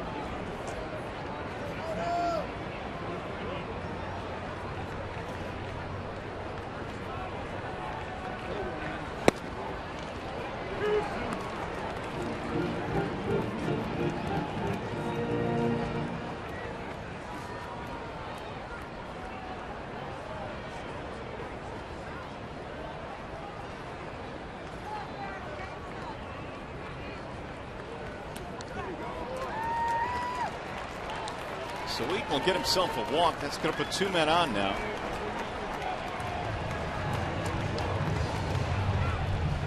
Here's Brad Ausmus.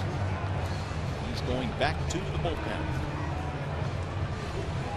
Albuquerque has been warming up. Albuquerque will come into the ball game. Another pitching change. We'll be back.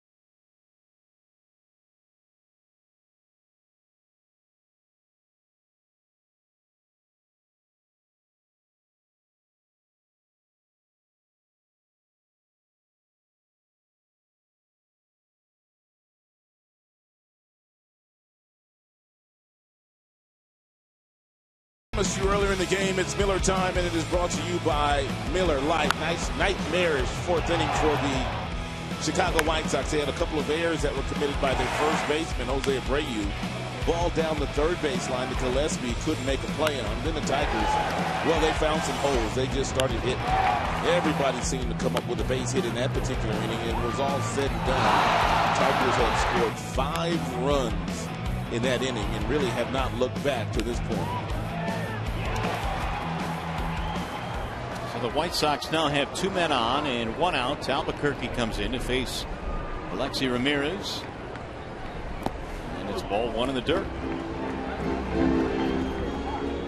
Ramirez is 0 for 4 in the games. In the game, rather. You scope out the numbers on Mr. Albuquerque. Albuquerque averaging nearly 1 strikeout per game this year. 56 Ks in 59 contests. Only 18 walks. That is an improvement for Albuquerque over last year. Strikeout numbers are always going to be there with every day out. Foul back out of play. He should get to the 70 plateau in appearances this year. About a month to go in the season.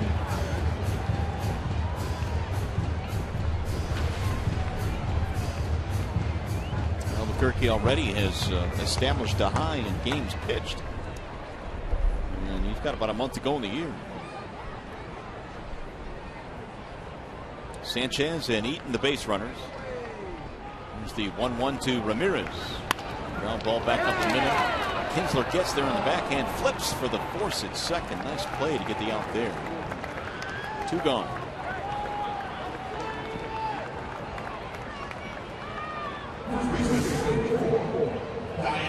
It's nice communication there between KINSLER and Suarez. You saw Suarez break for the ball as well, but he was told by KINSLER that I got it. KINSLER said I have it, and that's where Suarez went to the bag. Sometimes on plays like that, you see both the shortstop and the second baseman converge on that. They never get the out at second base. So with 2 outs, here is Diane Viciedo. Tank is what they call him here on the south side of Chicago.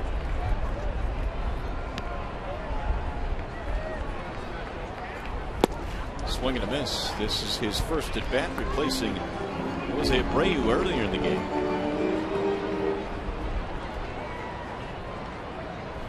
Abreu had himself a 3-hit game. Here's the 0-1. Viciedo sends it towards second base. Should do it. KINSLER throws him out, and the Tigers take game 1 in this 4-game series as Albuquerque comes out of the bullpen and gets the final 2 outs. Good win tonight for the Tigers. 7-1 your final. We'll be back.